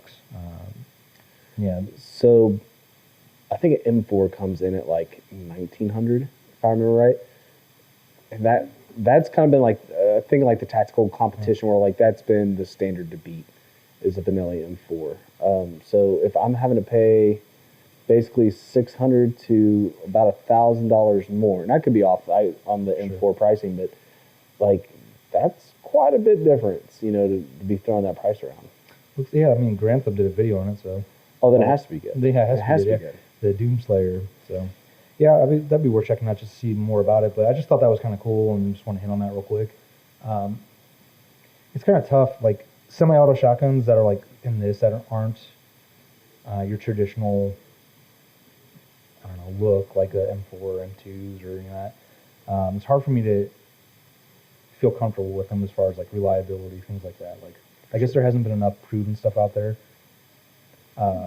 Overall, I guess there's more junk than there is quality. Right. Yeah. So it's kind of cool. Hopefully it takes off, gets some traction, because bore size matters. All right. Dana Defense, we do really well with these guys. We have a good partnership with them. They're kind of, I mean, everyone, thinks of, Mark 18 or Daniel as kind of being the, the industry standard for so long. But pretty much I wanted to just bring this up. They're having some updates with their uppers, and they're going to this new RIS, 3 rail system. So it's pretty much M-LOK now. So, gotcha. They had all the, badass weapon systems, but it was all the quad rail, Picatinny. So, it's kind of dated, still super functional. That's it. There's a love in my heart for quad rails, but there's not a love in my biceps for quad rails. Oh, right. So they just you can always get stronger, right? But why do that when I can just carry lighter? For sure. Yeah. I mean, and it'd be just as always like a really secure mount. M-LOK it's just going to make the handguard thinner. It's going to make it lighter. So I think this is just kind of a natural progression. But same thing. Like they have a whole host of guns that they're coming out with, but all the ambidextrous controls and everything. So Daniel does pretty good. And so I'd agree. Probably see those soon. In fact, we just had a couple of Mark 18s come and go. Yep. They made, I think, all of like 2 days. Yeah. 8.6 blackout. So I know this was talked about before, and there's kind of a collaboration between a couple companies. So there's Q, which makes like the Honey Badger, Sugar Weasel, makes suppressors. They're kind of known for doing really well with the short barrel platforms. So 300 blackout, even like 308, things like that, even though that doesn't do that well in short chamber or short barrels. But Q, Gorilla ammunition, and then Faxon barrels. So we sell Faxon barrels, we sell Q. I don't think we've ever carried Gorilla before, but we've all kind of partnered with this. So Faxon made the barrels, Q's making some of the guns, and Gorilla's making the ammo. But they came up with this 8.6 blackout. Have you read anything about this? I've seen so much in passing. So, we all know 300 blackout, and 300 blackout is pretty much a 5.56 case that they just shove a 30 caliber pill on the front of, and usually it's a 1-in-7 or 1-in-8 twist. Really good. I guess I don't know if you consider that intermediate cartridge, but like Sub 200. Yeah, with subsonics. Yeah. So subsonic, that thing is whisper quiet, but still shooting out a big pill. Supersonic, you're getting quite a bit of still a fairly heavy bullet going down range. But yeah, you do lose on distance. Case volume, all that stuff is just not there because you're just again using that 5.56 and using a much larger bullet, so it takes up a lot of space. The 8.6, as you can see, is quite a bit larger case size on it, but they're using a 1 in 3 twist. They're even talking about testing it at a 1 in 1 twist. So that thing is spinning. So twist rates, for those who don't know, like when we say like 1 in 3 or 1 in 7, whatever, that means how many times the bullet twists per inch. So that means a 1 in 3, a bullet makes 1 revolution every 3 inches. Correct. Yeah. So what I think their intention was the bullet, if they're going to have to be bonded bullets, so they don't just fly apart as soon as it leaves. The other idea is so they can get those things stable out of short barrels, because they're running, they were hitting 1,000 yards out of the supersonic 8.6 out of a 12-inch barrel. So it's like, what? Yes. So it's a really cool round. I think they're really trying to hit hard on those pork sword markets, the 10, 12-inch bolt guns. I'm sure there's going to be a semi-auto, It's maximizing it, so it's just like the handgun. You're trying to maximize what a round can do out of the smallest space possible. And I wasn't aware that 1,000 yards. That's stupid. That's ridiculous. So I was listening to the guys that we like shooting. The main host he's getting really big in the long distance, and yeah, they're like that was no problem. That's obviously with the supersonic rounds. Right. Supersonic is a little bit lighter of a round. The subsonic round was 300 grains, so that's a pretty big pill. That's a thick boy. Yeah. So it's interesting. So I mean, what's the purpose of this, right? For Texas here, it's hog hunting, things like that. The heavier the pill, the easier they go down because thick hides, things like that. So I think this would be a good hunting cartridge. As far as a sporting round, I don't really know. I don't know. If you're telling me you basically just run out there with the AR pistol and shoot 800 yards all day, every day, that's kind of hard to beat. That's pretty good. I mean, obviously you'd have to have the skill set and the knowledge to do that. But, oh yeah, it's not just it's not video games. Yeah, it's not Call of Duty. I think it's cool. I'm excited to see it. I do think there's going to be some backing behind it. Who knows how long it's going to live or not. I mean, 300 blackout stuck, even though it's hard to get. 8.6 is, the numbers are there too, especially if you're looking at SBRing like a 308 or like one of those little shorty 308s. Like, that round needs the extra, rifle, the barrel length. For sure. And that velocity where it doesn't look like these do. So that's kind of cool. But I'm sure we'll get plenty of these to play with. Yeah, I'm looking forward to this. We're having a pretty stellar range day if we can get some of these things in. Dude, I mean, there's so many new drops this year. It's insane. One of the things that's kind of new, but not new, is, I guess, the new FN high power. So, what? Yeah. Apparently, the Turkish manufacturer dropped theirs too, but I didn't really make that a part of this. So, I don't know, 2 months ago, Springfield dropped their high power. SA-35. Yeah, the SA-35. So that was well received. I mean, it looks kind of traditional, blued Browning high power with wood handle or wood grips. I've heard some negative stuff. A lot of good stuff. I think aesthetically, I think the Springfield's fine. I think the price is good on it. It's like mid 600s. So FN, like mid SHOT Show, then said, "Oh, well, hey, guess what? We did a high power too." Except it's not really a high power. Have you read into this thing? So no. I mean, for those that don't know, and I'm no high power expert. It's a Browning design, but it was made by FN. So FN I think or maybe helped complete the design of it. So if you were to say, hey, we have an FN high power, like, damn, that's actually pretty desirable. That's a well-made gun and has some significance to it. Both as just a firearm, just historical, but this new one apparently looks like a high power, but doesn't carry any of the same anything as a high power. So it's like the new Bronco. It's like, oh, it looks kind of like a Bronco, but it doesn't share in the same parts as a Bronco. Yeah. Not sure if you see OJ driving that one. Right. Yeah. So interesting. So it's a proprietary magazine. Their big thing with this is like, well, it holds 17 rounds. Like, oh, that's great. That's fine. Where the other ones are like 13. They're like, it's plenty of color combinations. Looks like it's fairly ambidextrous too. So with the slider release and all that stuff, 3 different flavors. So you have the black with wood grips, all tan, or stainless with black grips. All of it's interchangeable too, so you can miss and match or whatever. Yeah. What are your thoughts? Man, I'm not the target market. That's for sure.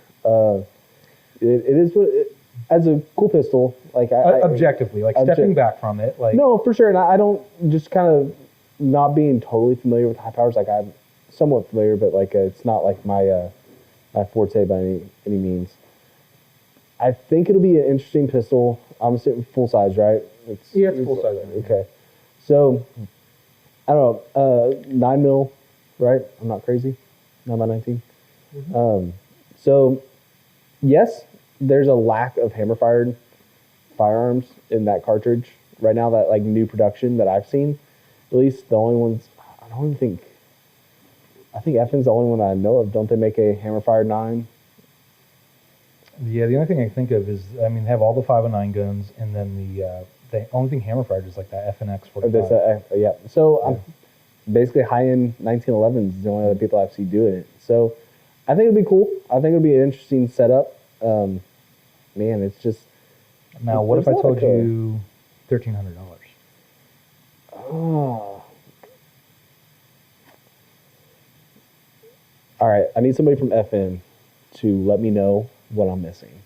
I think that's going to be their nail in the coffin with that. Like, unfortunately, I like FN as a brand for sure. I think the purist will be like, man, kick rocks. Like, this is not a high power. I think it looks like one, and I think if it's one of those, for the lumbersexuals out there that want to have the old school looks but modern features, like, I think this would be good. That price point kills me though, man. That's really expensive. So if somebody, please drop it in the comments somewhere. Let us know what we're missing that qualifies it at $1,300. For sure. So yeah, whatever. I'm sure it'll be a great gun. I just don't know commercially how successful it's going to be. Yeah, I don't know. Speaking of commercially successful, I do think this one will be, despite the price, and that's the Franklin Armory BFS3 for the Glock 17. So Franklin Armory is known for making binary triggers, and honestly, they're doing a pretty good job. So they do a lot of advocacy too for the 2A community. So just fighting for gun rights, things like that. So whether you like the hype of the binary triggers or not, just supporting companies that kind of support us and fight for our rights, I think it's pretty cool. So they are known for having the binary triggers for ARs, AKs, CZ Scorpions. Pretty much what that is with, you pull the trigger back and it goes bang. When you release the trigger and it goes forward, it goes bang again. So it's pretty much, with each action of the trigger. What's your experience with binary triggers? I've never used one. So I've shot one. It was out of the SP5.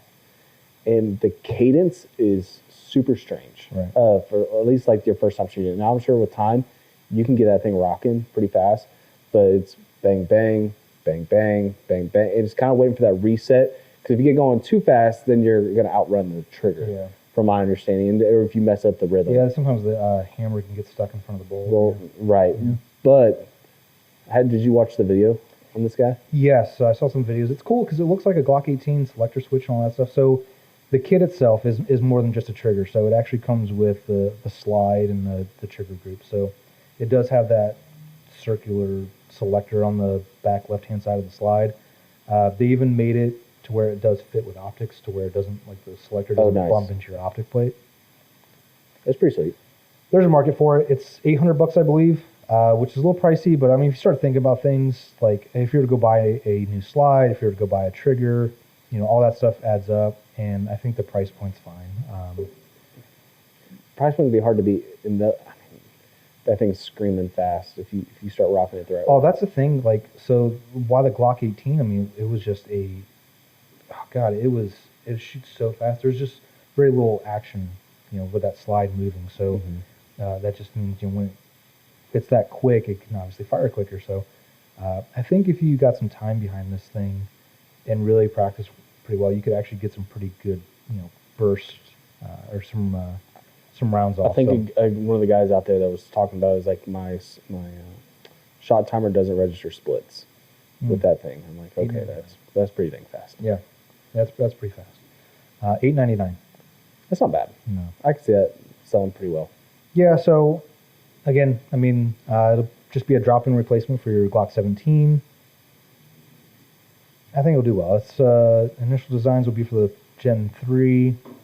But they're going to even move it to other models like the 19 and the 34. Be interested in doing one of the 34. I'll bet you that's still pretty flat. For sure. That's cool. Yeah, I think it'll do well. It's not for me, but there's going to be a market out there, even if it's just like a range toy. We'll definitely have to see when it comes in. I have to set up one of the range Glocks with it. Yeah, I think we should. All right, so this is probably one of the ones I wanted to talk about the most, and it's gotten a lot of love and also a lot of hate, is the Springfield Armory Hellion 5.56. Now, I saw this photo before I even read the description or the title of the thing. I was like, oh, that's that, like, VHS rifle. So, going down a YouTube like wormhole on the Forgotten Weapons, he had an actual like Croatian VHS2 rifle, and so I actually knew quite a bit about it watching that video before they even introduced this. So what we're talking about, the Springfield Hellion is a bullpup. I don't know, military rifle or. The best way I think I read or heard about it was it's like an RDB and a G36. Yeah, I keep seeing stuff like, if a French FAMAS, a G36, and a RDB all made love, you'd have the Springfield Hellion. But I want to kind of talk about that because I don't think people are giving it enough respect, and you need to put some respect on its name. Okay. So this gun was, it's fairly old now, but it was introduced in the early 2000s as part of the France, who actually has a military.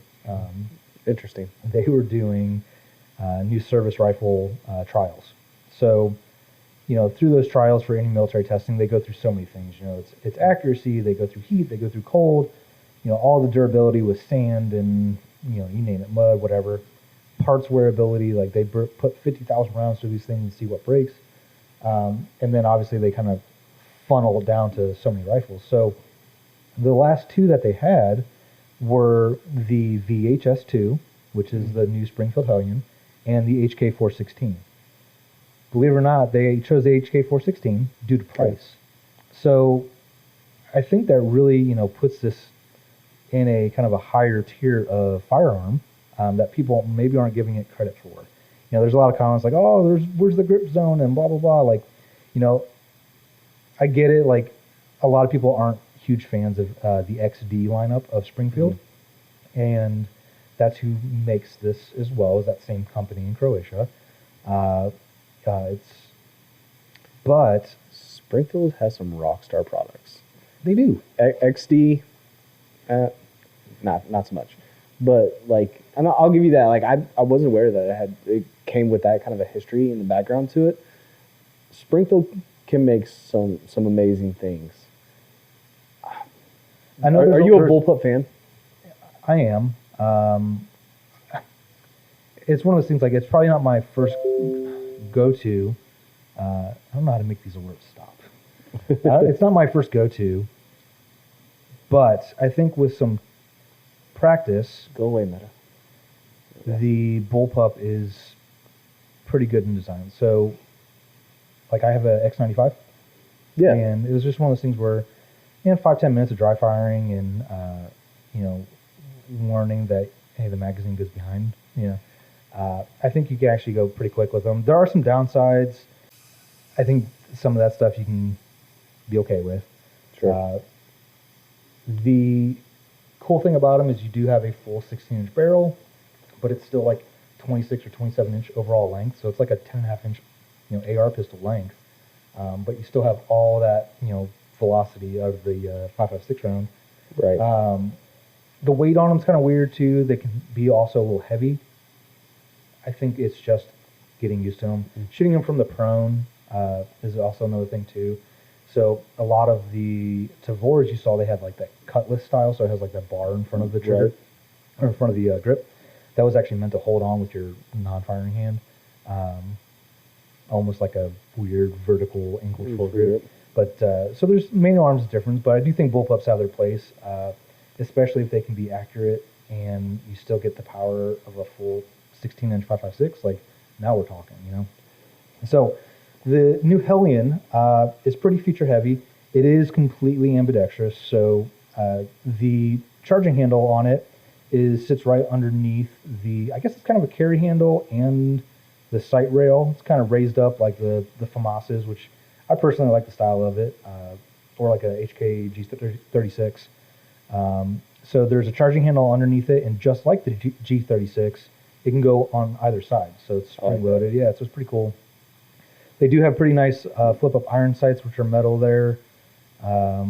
The safety, I may have already said, is ambidextrous. The big thing about this is the ejection ports. So that's one downfall to a lot of bullpup designs is the ejection port. Like, well, it's only for right-handed shooters, so Right. because the action and everything is right by your cheek, when you're actually have that thing up in your shoulder. So some guns you can change it, and others you just can't. They have a pretty cool system to where the bolt and the ejection covers can be changed by the user and just without tools in just a few minutes to make it left or right-handed compatible. So it's pretty neat to make it more universal for the shooter.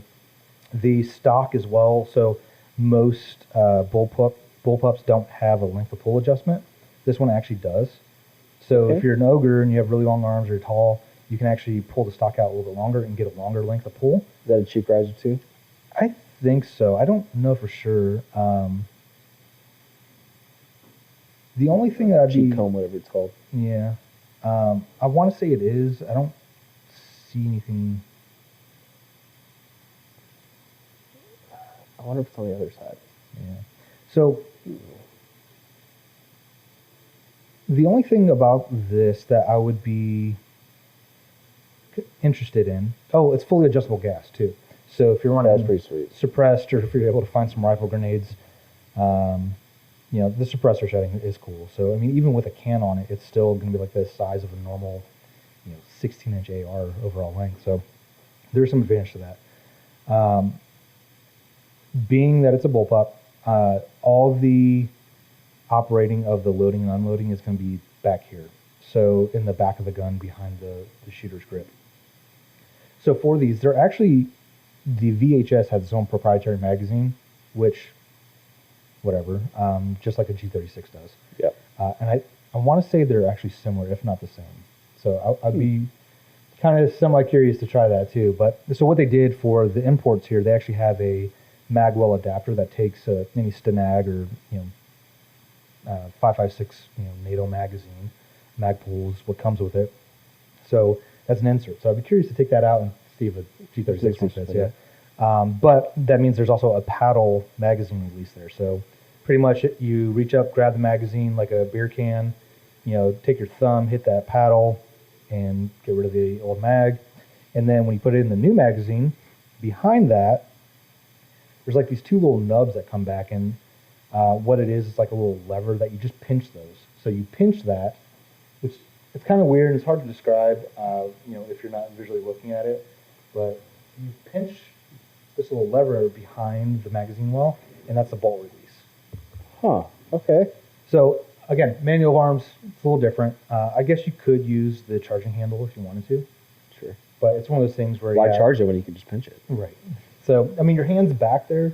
It is kind of you enter the magazine. I don't know if it's as easy as you just being able to do it with your thumb, or if you actually have to use 2 fingers kind of thing. We are getting one of these to play with. Oh, sweet. So yeah, we'll get a video on that and whatnot.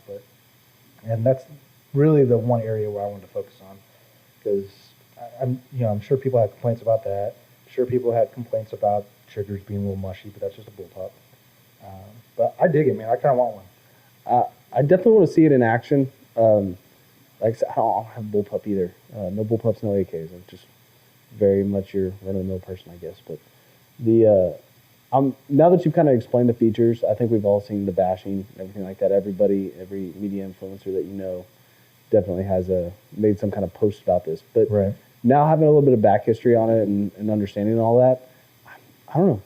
I think we need cool. a range time. Right. We need a range time. I think it's cool as like a historical piece. Even though it's not old, but it's just one of those things where it's like, oh, it's cool, but it'll never come here.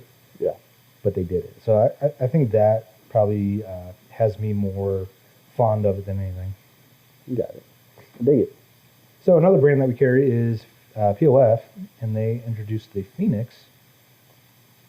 Plenty of fire. 9mm PCC. What do you think?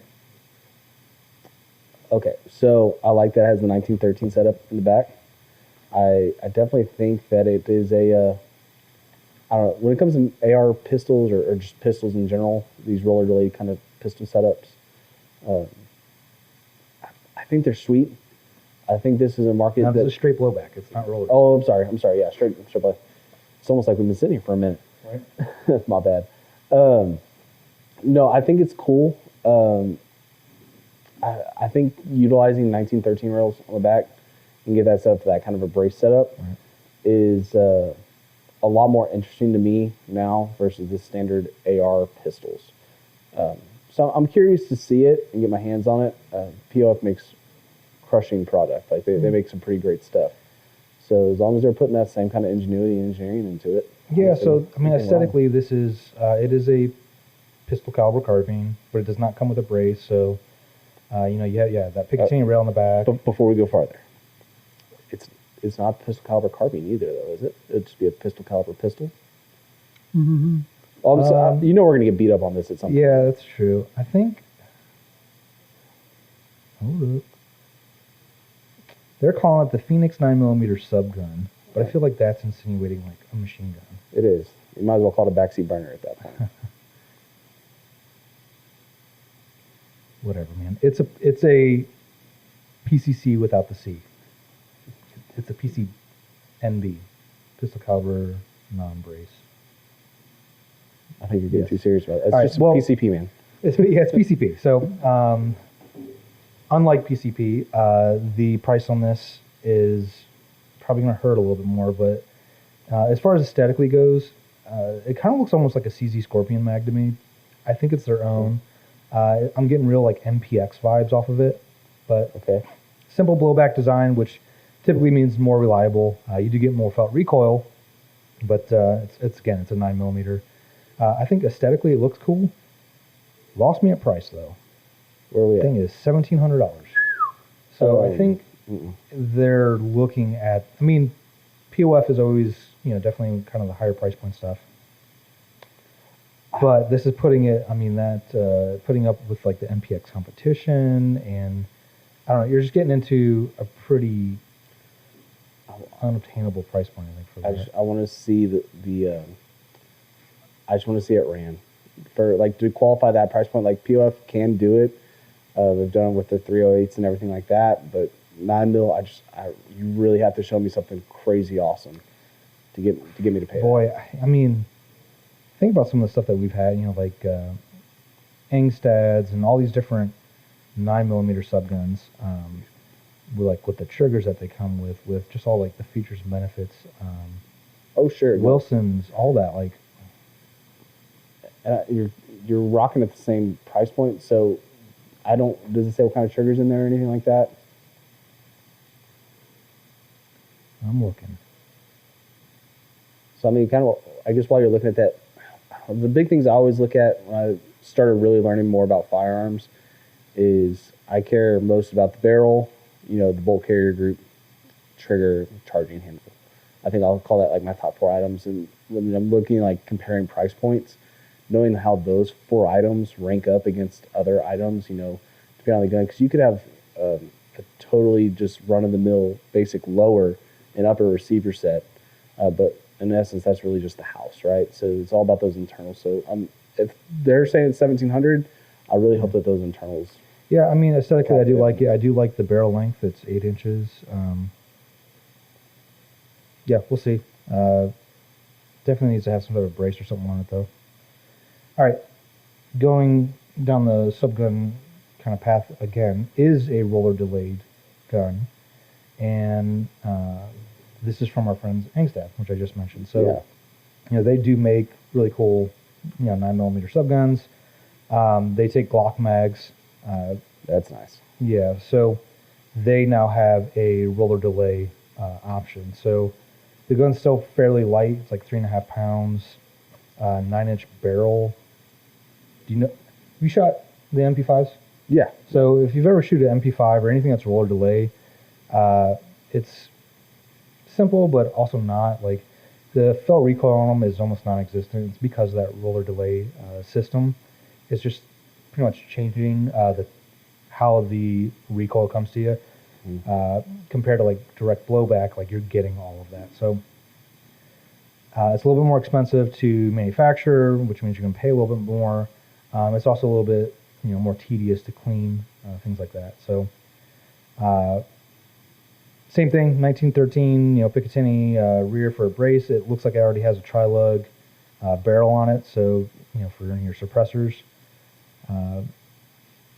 Yeah, I think this gun's going to do exceptionally well. I'm not sure what the price point. I still think it's going to do well. At $2,600? Yeah. And that's MSRP, right? So MSRP on it's $2,599. So that's where I kind of got lost. I perked up when I heard about the roller delay stuff. They take Glock mags, which is great. They take a lot of AR accessories, which is phenomenal. So, plenty of aftermarket support here. I don't know, man. I think it's going to still be a rock star gun. I think you're going to see several of them leave the store. And the reason being is the Glock mag is probably what's going to hold that down for them on the roller delayed system. And that's because people probably that don't even own Glocks that have at least one Glock mag in their house. Just from range days with buddies and then it got dropped in the wrong bag. Right.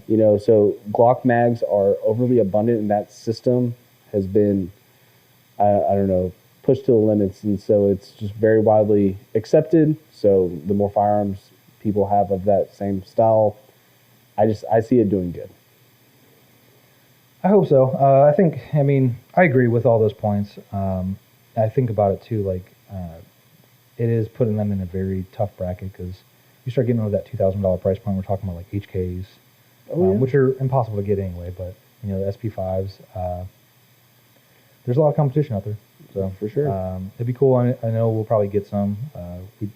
We've always carried a lot of the Angstad stuff, so I'd be very interested to try that out.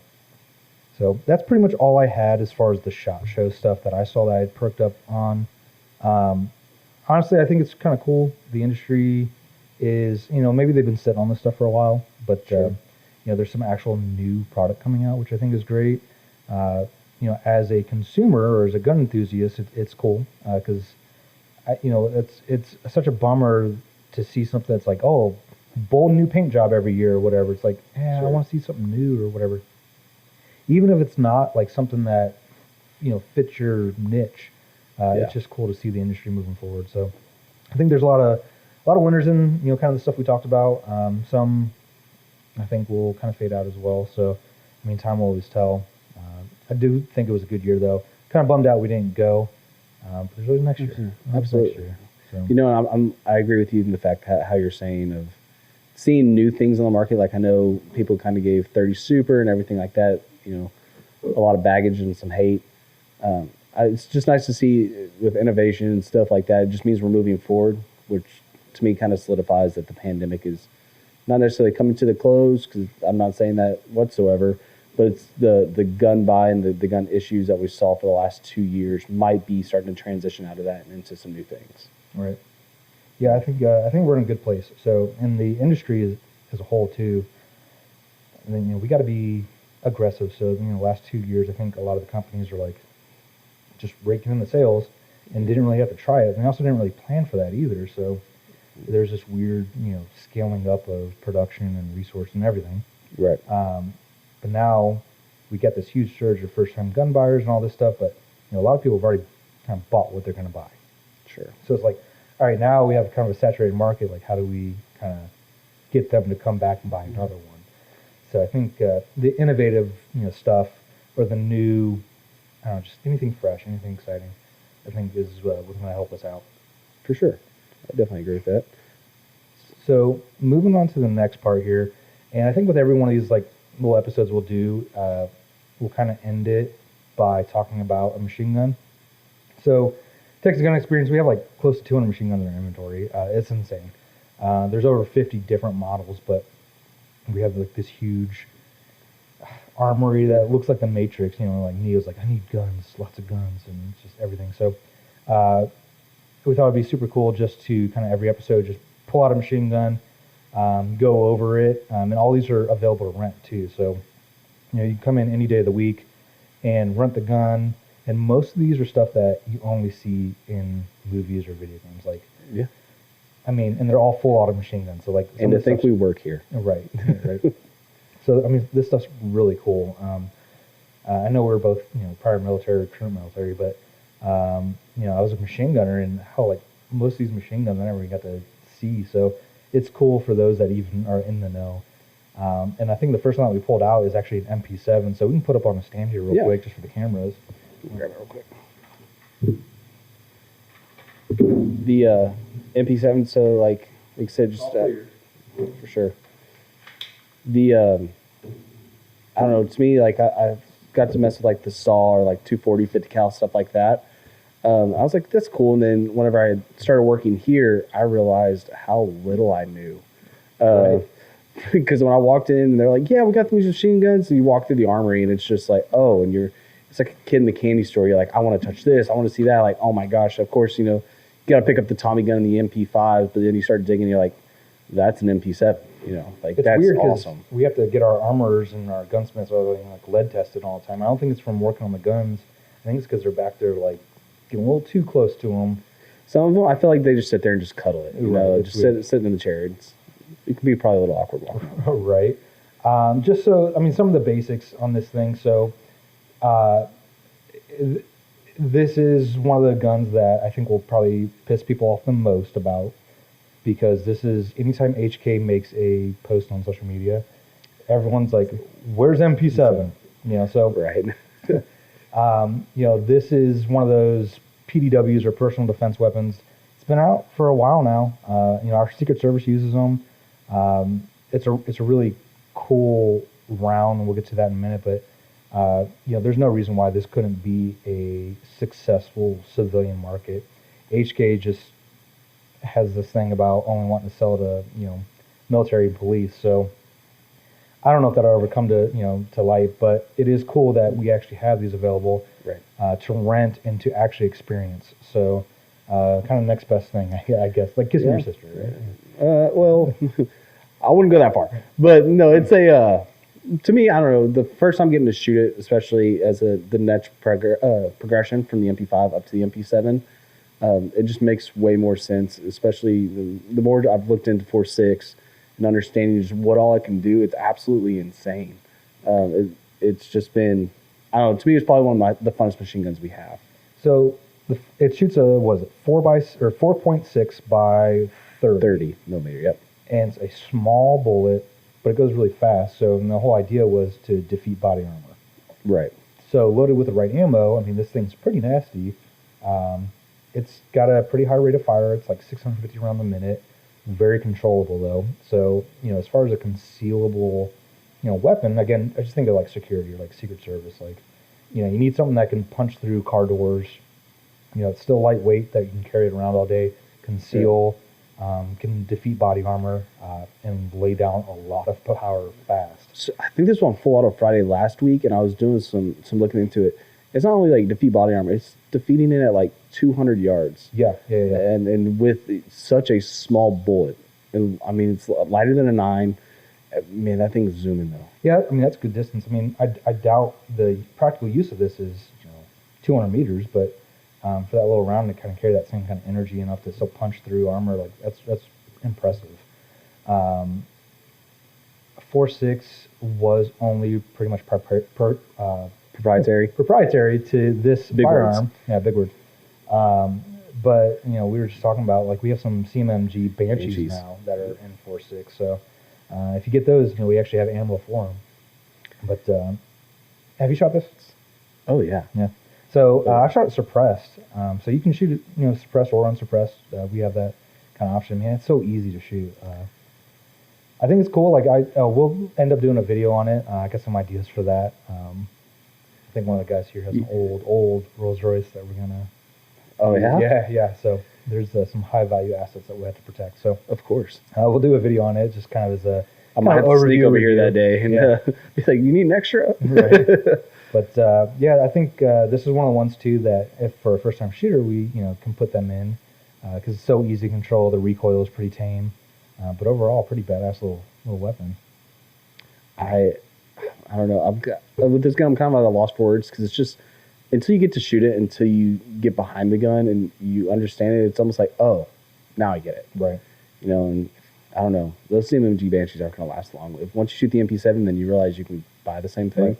We have ammo, yeah, I mean that's the thing. So I think with the inclusion of those Banshees, they want to just do it without an ammo, being unavailable kind of thing. So right. I think that's probably going to be the next thing we're seeing is more 4.6 introductions because 5.7, that's the same thing. Like all these brands now are starting to pop up with 5.7s for sure.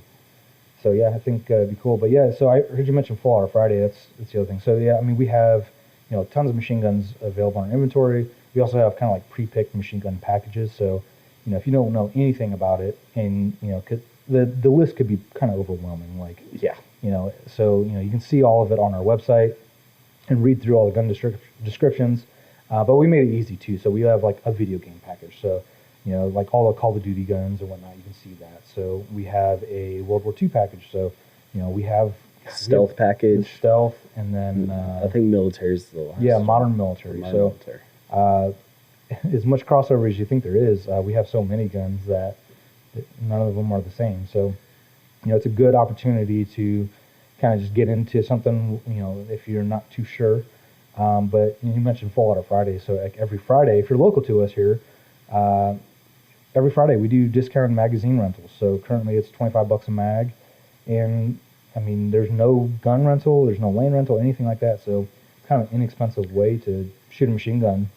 Whether it's a date night or stop in before or after and start the weekend off with, that's it. And it's so cool because you said we got close to 50 models.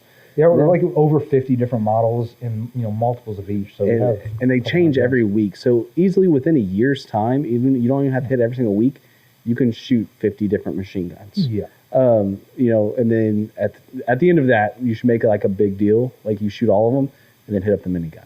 Yeah, that's the other thing. Yeah, we have the Gatling gun and then a minigun.